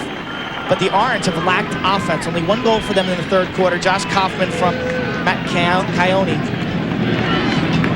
Score by quarters, you can see the dominance starts early for Virginia, just like they did in the semifinals. They had those 8 goals in the 1st half against only 3 for Syracuse. Quint, the other thing that really sticks out on the stat sheet, no goals from Kataya, no goals from Powell. 2 for 4 on their opportunities, an extra man. This will be their 5th chance at it. Connor Gill behind. Jay Jalbert just locked and loaded up top. Let's see if they can get it to him. There it is. They try to squeeze it to Jalbert, but picked out of the air beautifully by Josh Rule. Jalbert was waiting for that, and Josh Rule picked it up, but lost. Just came out of the stick. Nobody checked him. That ball just came out of the stick and back to Virginia. Josh Rule anticipated that pass. Got his stick up and then ran over Jay Gilbert. And let me tell you, both those players, just big and physical. Let's see if Virginia will make them pay for the mistake of dropping the ball once they got it back. McKnight behind it, Connor Gill again, the freshman who is playing well above his 1st year of experience. Holcomb with a big shot from up front, right-handed. Not a great angle, and Mulligan gets a piece of it. Still, though, they have possession, but teams are at even strength. All even right now, so they turn back that attempt. Virginia now with only 15 minutes to go, 1 quarter less than that at this point. A big lead. They want to take some minutes off the clock. Tucker Radeball, the leader on the offensive end of the field. And Alexander, the best defensive short stick player. They double team, it leaves a man wide open, and he finishes it. The double team from Holcomb, and Radeball read it beautifully, dropped it down to Holcomb, and he buries goal 10. You talk about unselfish play. Radeball liked the matchup against Alexander, number 30 for Syracuse. Alexander, give him credit, he did a great job. But as Radeball bears in here, he finds Holcomb, who makes his 3rd goal of the game, past Mulligan. Watch it again, this is a great angle. You'll see Radeball bearing in. Eventually Syracuse has to double. They slide, leaving Holcomb alone. The 2nd slide is late. reaction shot, Tucker Radebaugh with the terrific assist to Hanley Holcomb. 3 shots for Holcomb, 3 goals. Tucker Radebaugh got a piece of that face-off, but it was the great aggressive moves of the wing play that give it back to Syracuse. They've got to have a little bit quicker step on their offensive end because they need a lot of goals, 6 goals to get back into this if they can hold Virginia without a score. 13 minutes left, 10-4 the score. The marquee attack for Syracuse absolutely shut down today by Curtis and company. Syracuse overcame a 7 or 8 goal deficit in the 1983 championship at Rutgers to win their first title ever. Tucker Radebaugh caught playing defense down here. The attackman playing defense on Kaufman. They got him too close to defensive help, and he was stripped. Taken on the clear, though. Syracuse with a big shot, and look at the young kid, Derek Kenny. Just picks it out with great confidence. Ball still loose. This could be a problem. Can they get help? Kataya up to the wing, and he bears it behind. 2 missed clears for Virginia after good defensive checks give Syracuse a chance to make goal number 5, and they do. They cut the lead to 5 goals. Powell's first goal of the game on an assist from Kataya. Watch the failure to clear. The ball rolls out of the back of the stick of the goaltender, Derek Kenny. Quickly, it's picked up by Kataya, who finds Powell in front. Watch it again. The outlet pass picked off, and then Kenny tries to make the play, and the ball just scoots out of the stick. So Syracuse cuts the lead to 5. If you're Kenny right now, you've got to maintain your composure. Don't let that 1 goal spoil a great afternoon. Because he has been sensational, doing everything to ask of a young kid, a freshman who has gotten better every game. Virginia dominating the faceoffs. They've won, coming into this game, 75% of their faceoffs in the playoff system this year. That is a lot.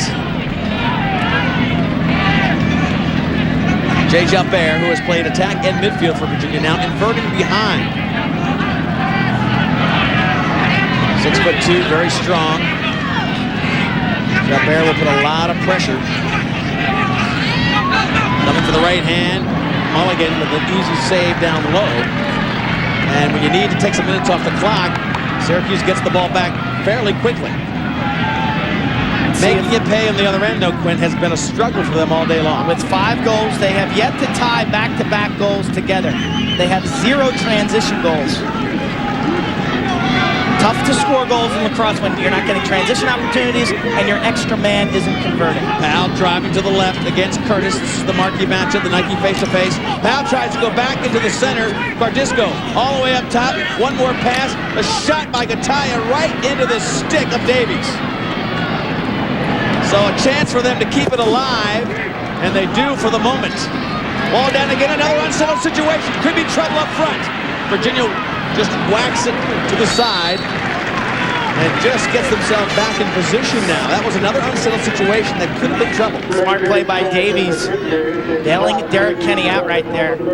How many shots has the Virginia defense? Doug Davies, Curtis, Weissleiter, they have blocked a lot of shots.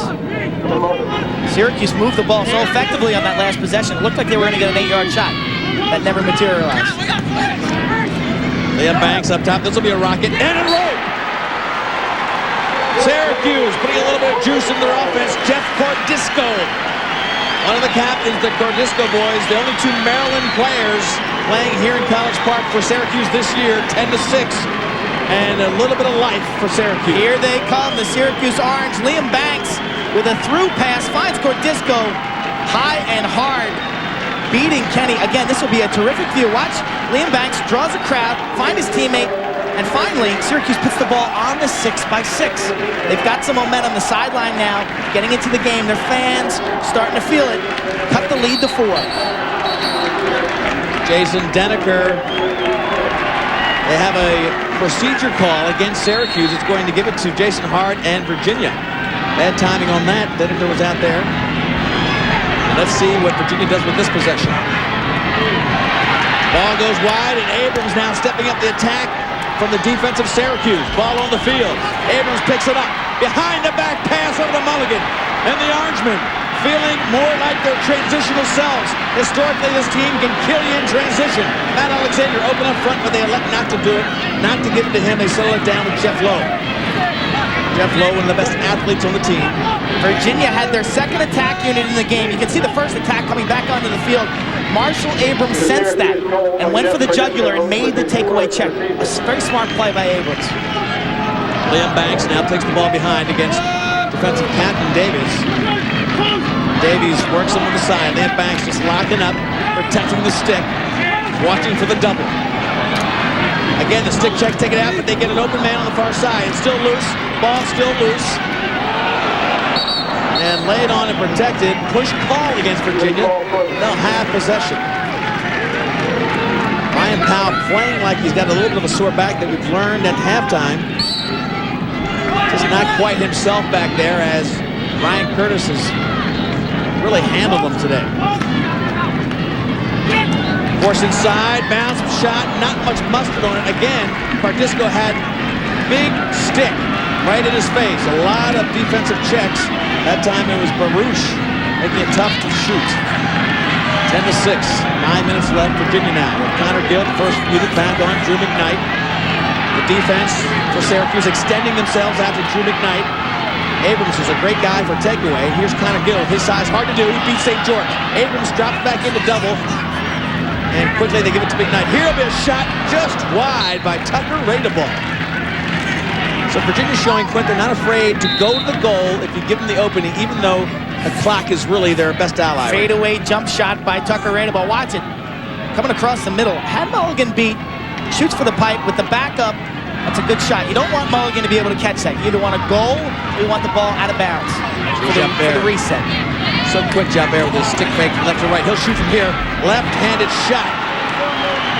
Mulligan comes up with the ball. He's got to get it cleared out quickly. Josh Rule will take it. The next goal, if it's scored by Syracuse, will give them increased life because 3 goals is sort of a magic number. You feel like you're in the game when you're only 3 goals down. And it's been a long time since Syracuse has been 3 goals down to this Virginia team who has dominated the game to this point. Burns calls a play, crosses his arms, gets Coyote to work inside on a pick. He's got Leahy in front of him. Now they switch off. Burns back to Coyote. Hill with one rip from up front. Looked for the right-handed Quint. Didn't take it against Leahy. Leahy stepped up. Coyote probably didn't have the full follow-through, so he pulled it out.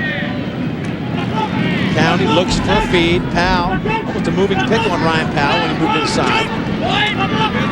Coyote trying to get open. Here comes the double. Slide coming hard. If they move it to the backside, they'll have an open player. Couldn't find him. Credit Virginia for blocking the lanes. Virginia packing it in defensively. Syracuse in no hurry. 7 minutes and a 4-goal deficit. Not time to press yet. They need quality shots. Liam Banks, the freshman who has stepped up at the end of this year to really make an impact for the offense. In close, shot low. There's Syracuse, 7th goal of the game. The hurt, the hobbled Matt Kataya coming off the crease. Liam Banks finds him. He goes low with the shot. Hughes scores 3 in a row, and the Orangemen now within 3 at a 10-7 score. Kataya from Banks. Banks has had 2 assists in a row. Look at him bearing in here, realizing, hey, I've got to start becoming more of a playmaker because Powell and Kataya are hobbled, and he has responded. Look at the heat on the sideline. Syracuse now down by 3. They've cut the deficit from a 6-goal margin to a 3-goal margin. They're known for comebacks. They've had to come back in every game. This is the lowest seed team in the finals. Can they do it? We'll find out. Come back to Berg with us. Division I Lacrosse Championships from College Park.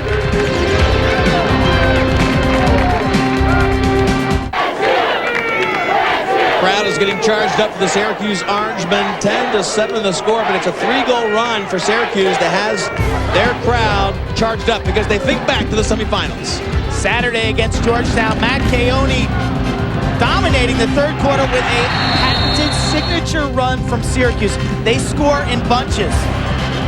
They did against Georgetown, a 6-0 3rd quarter. In fact, they scored 8 straight in that game, flexing their offensive muscles. You can see they look a little charged up on the far side. So that was Kataya, again, scoring those 3 in a row. And his hurt ankle, something that has really hobbled them, but they're moving him around to the crease. Watch the last goal. Liam Banks to Kataya, stepping towards the ball, beating Kenny from close range. Virginia's defense all day has done a superb job inside. Matt Kataya, known for playing his best games in the NCAAs. And a little cat and mouse, sending out each coach sending out a different face-off guy. They faked Denneker, and then they had Cersei coming out, and Virginia was countering Quint with Hard and Jenkins. And they went back and forth 3 times before finally Syracuse decided to send out their big guy. Number 25, keep your Jason eye Denneker. On the wing play. On the far side, it's Baruch, and I think Alexander near side, Seglia against Ragosa, the long sticks. Wing play critical to get possessions here. Ball still being pushed around. Nobody can come in from their end of the field until possession. And it's Ryan Powell getting possession on the side. He's got tremendous ability to protect the ball. Powell driving in on the right, looking constantly to the crease. Powell, not much of a factor early in this game, but I think he rationed a lot of his energy. He's got the back injury, didn't really test Curtis early, seems to be playing with a renewed spirit. Radisco hits the back of the net. Ball still alive as Powell comes up with another big ground ball. He'll have a shot. He comes around and scores! Ryan Powell draws a foul after the shot, and they'll have an extra man and a 10-2 game. The Orangemen, 4 straight goals with 6 minutes to go in the game. Ryan Powell with 2 humongous ground balls. The freshman, Kenny, has not been able to make the save. Watch the huge ground ball by Ryan Powell. We talked about his injury, showing a renewed spark here. Comes around, there's a late hit. So Syracuse will go up on the extra man if they can win this faceoff. The goal, a lunging effort by Ryan Powell. The reaction, he knows there's a foul. He turns to the official and points. Syracuse with 4 straight. It's a 2-goal deficit. 6:30 to go in the game. Talk about a big-time ground ball. Off of the face-off, Powell gets it, and then behind the cage, generating a 3rd chance opportunity for Syracuse. And that'll be a free possession. Don Starsia knows he's looking at a 1-goal game if they can score on this extra man. They are 0 for 5 on their extra man as you look at Ryan Powell. Quint, no face-off, free possession, a chance to make it a 1-goal game and tighten a little bit of a choke collar around Virginia. But they have played beautifully today. They don't want an overtime game that has stung them in the history of these championships. Derek Kenny, who has played a spectacular game for Virginia in this 4th quarter, has got to be feeling the pressure. And they just throw it away. A great chance. Now, wait a minute. They're calling a tip ball. The outside referee, on the appeal of the Syracuse players, says it tipped off the stick of Virginia. It stays with Syracuse. Powell. He's calling the play. Exactly. He's not much of a factor on this extra man. He's being shut off, but he's still directing his teammates. See, behind the cage, off to the right of your screen, you can see them shutting off Powell. They need a good shot here. Put some pressure on the young goalie, Kenny. He's been rattled with 4 straight goals. There's a little bit of room, and a shot off the pipe. That one went past Kenny, came off the iron, or his arm quit. I think he got a piece of that. Kenny got some good body movement towards that ball. The outside bounce shot by Kaufman. Looks like Virginia's going to give Kaufman that 15-yarder. Coyote up top. Kaufman has plenty of room there. Here comes a big shot from high, right into the stick. Soliday had a lot of room, and he did not put it on the ground. Went right into the stick of the right-hander. This is an opportunity that they will really look back on. A chance for them to make it a 1-goal game. Teams at even strength. Great job for Virginia and goalie Kenny to turn back a charging offense. Kenny has a low setup. He's very crouched as a goaltender. He gets his hands in tight. And sometimes as a shooter, you see the upper portions of the goal. Syracuse, their extra man, could come back to haunt them. 0-6 on the afternoon. Jay Jalbert working against Coyote. Big shot up top. This will be pressure up to Holcomb. Holcomb on the far side. McKnight off the iron for him. Wow, he had nothing but velocity on that one. It'll be Tucker Radeball with possession for Virginia. A cannon from the near side. Deceptive motion from McKnight. We watched him earlier score high with that high stick position. He has had Mulligan beat from that same spot. He had a lot of room to come in and improve his angle, but felt he had a great shot right there. Connor Gill behind against St. George. Josh Rule working against Tucker Radeball. Rule applying a little pressure on the fringe. 4.5 minutes to go in this game. 2 goals separate. Syracuse had a chance of making a 1-goal game, but the Virginia defense has not allowed them a goal in extra man. 6 chances, no goals for Syracuse on their extra man. Step on the line. McKnight with pressure from the defense. Double team. Danced on the line. It'll go back to Syracuse. That man right there, Marshall Abrams, intelligently going for the double team. He has the ability to take the ball away. I sense as this game has matured that he feels more confident in his one-on-one battle. Chris Gardisco takes a shot just wide. That would have been trouble. He missed the net. Powell looks immediately to the crease. Can't find a target. This game has been Ryan Powell's for the last 10 minutes.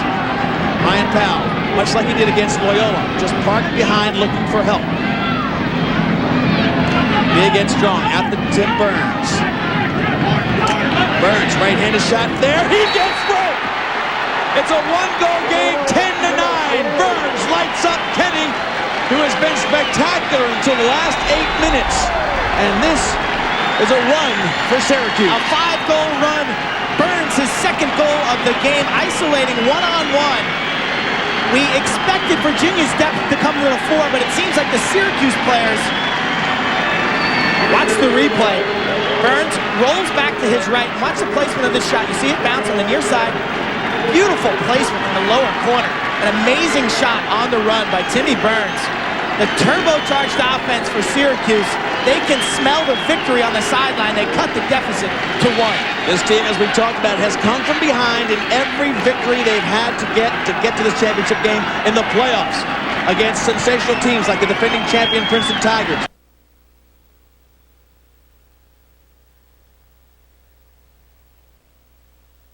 toil and suffering.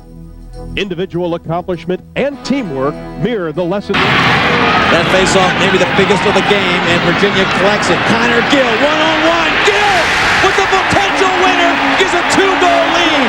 He has been the shining star for the Virginia Cavaliers. 11-9, a 2-goal cushion on the shot by the freshman.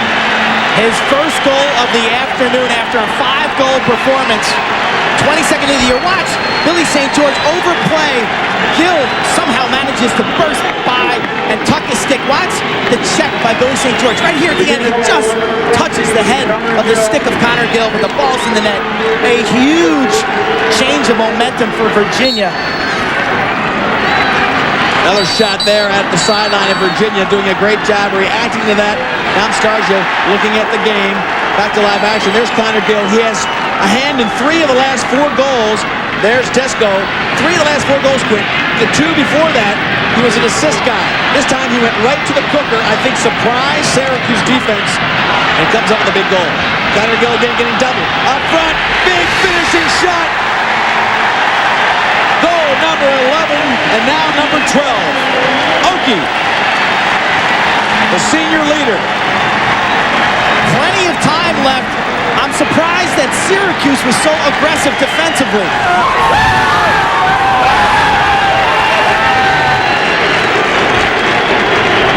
We've had a flag down. The goal will count. Watch the overplaying. St. George again going for the takeaway. Mulligan has to come out. And Gill with a slick move. Dodges pass. Finds 18 Henry Okie in front. And Okie makes this count. Scoring on the empty net.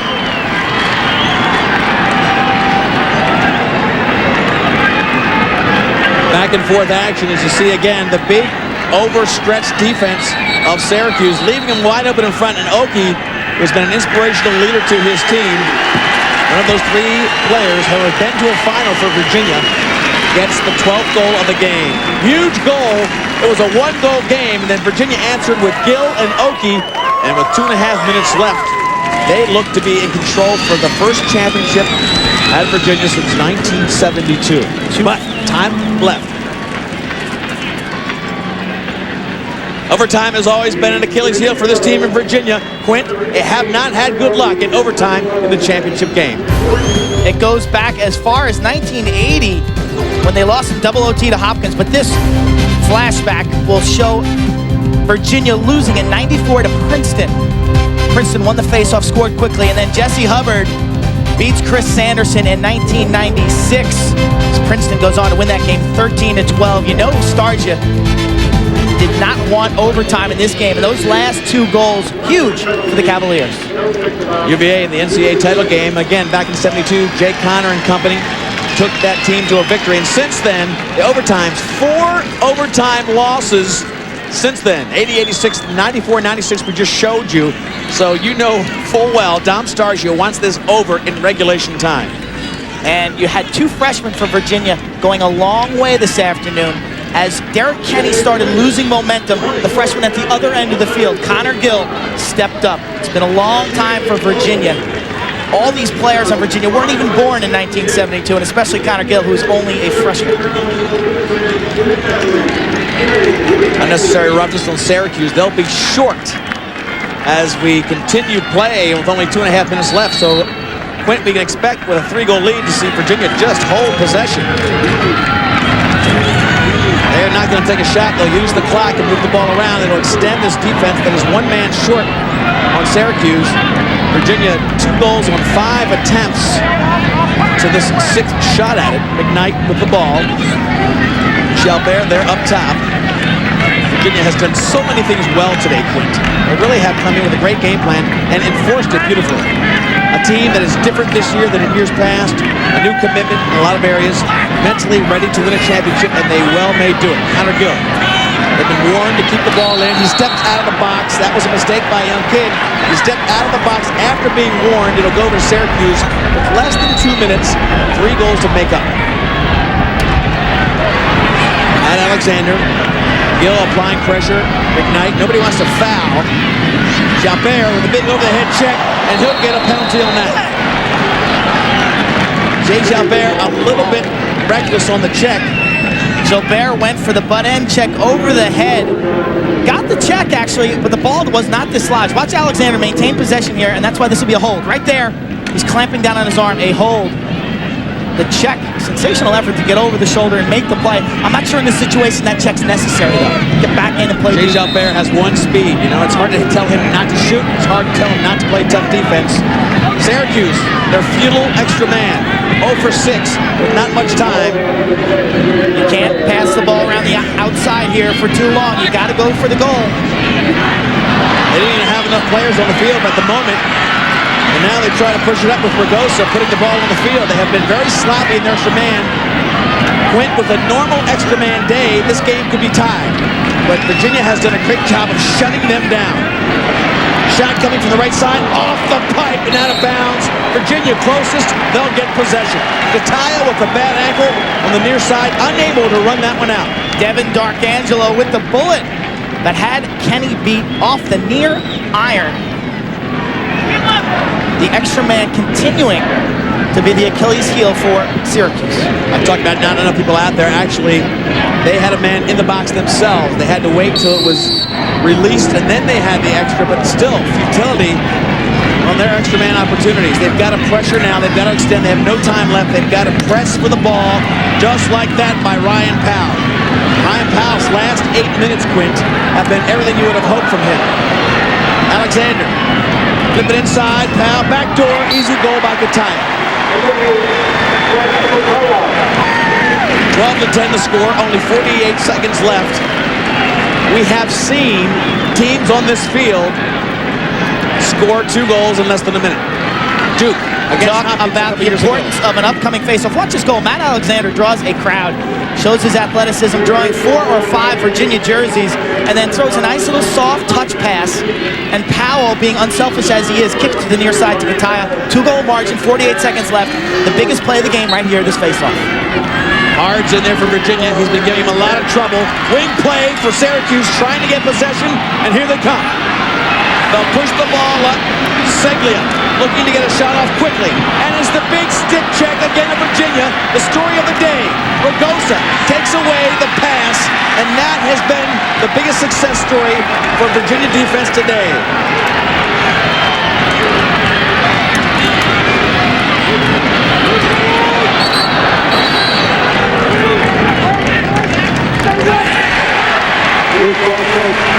Loose ball push, 17 seconds left in the game.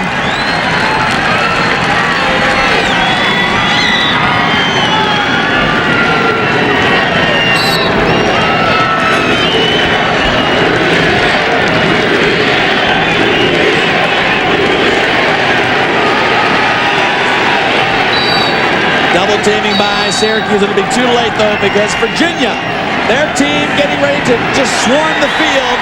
The Cavaliers have won their first national championship since 1972. Virginia, the Division I champions.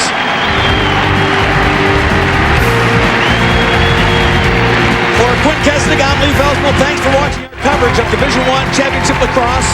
This has been a presentation of ESPN, the worldwide leader in sports. For more information, log on to ESPN.com, part of the Go Network. Go.com.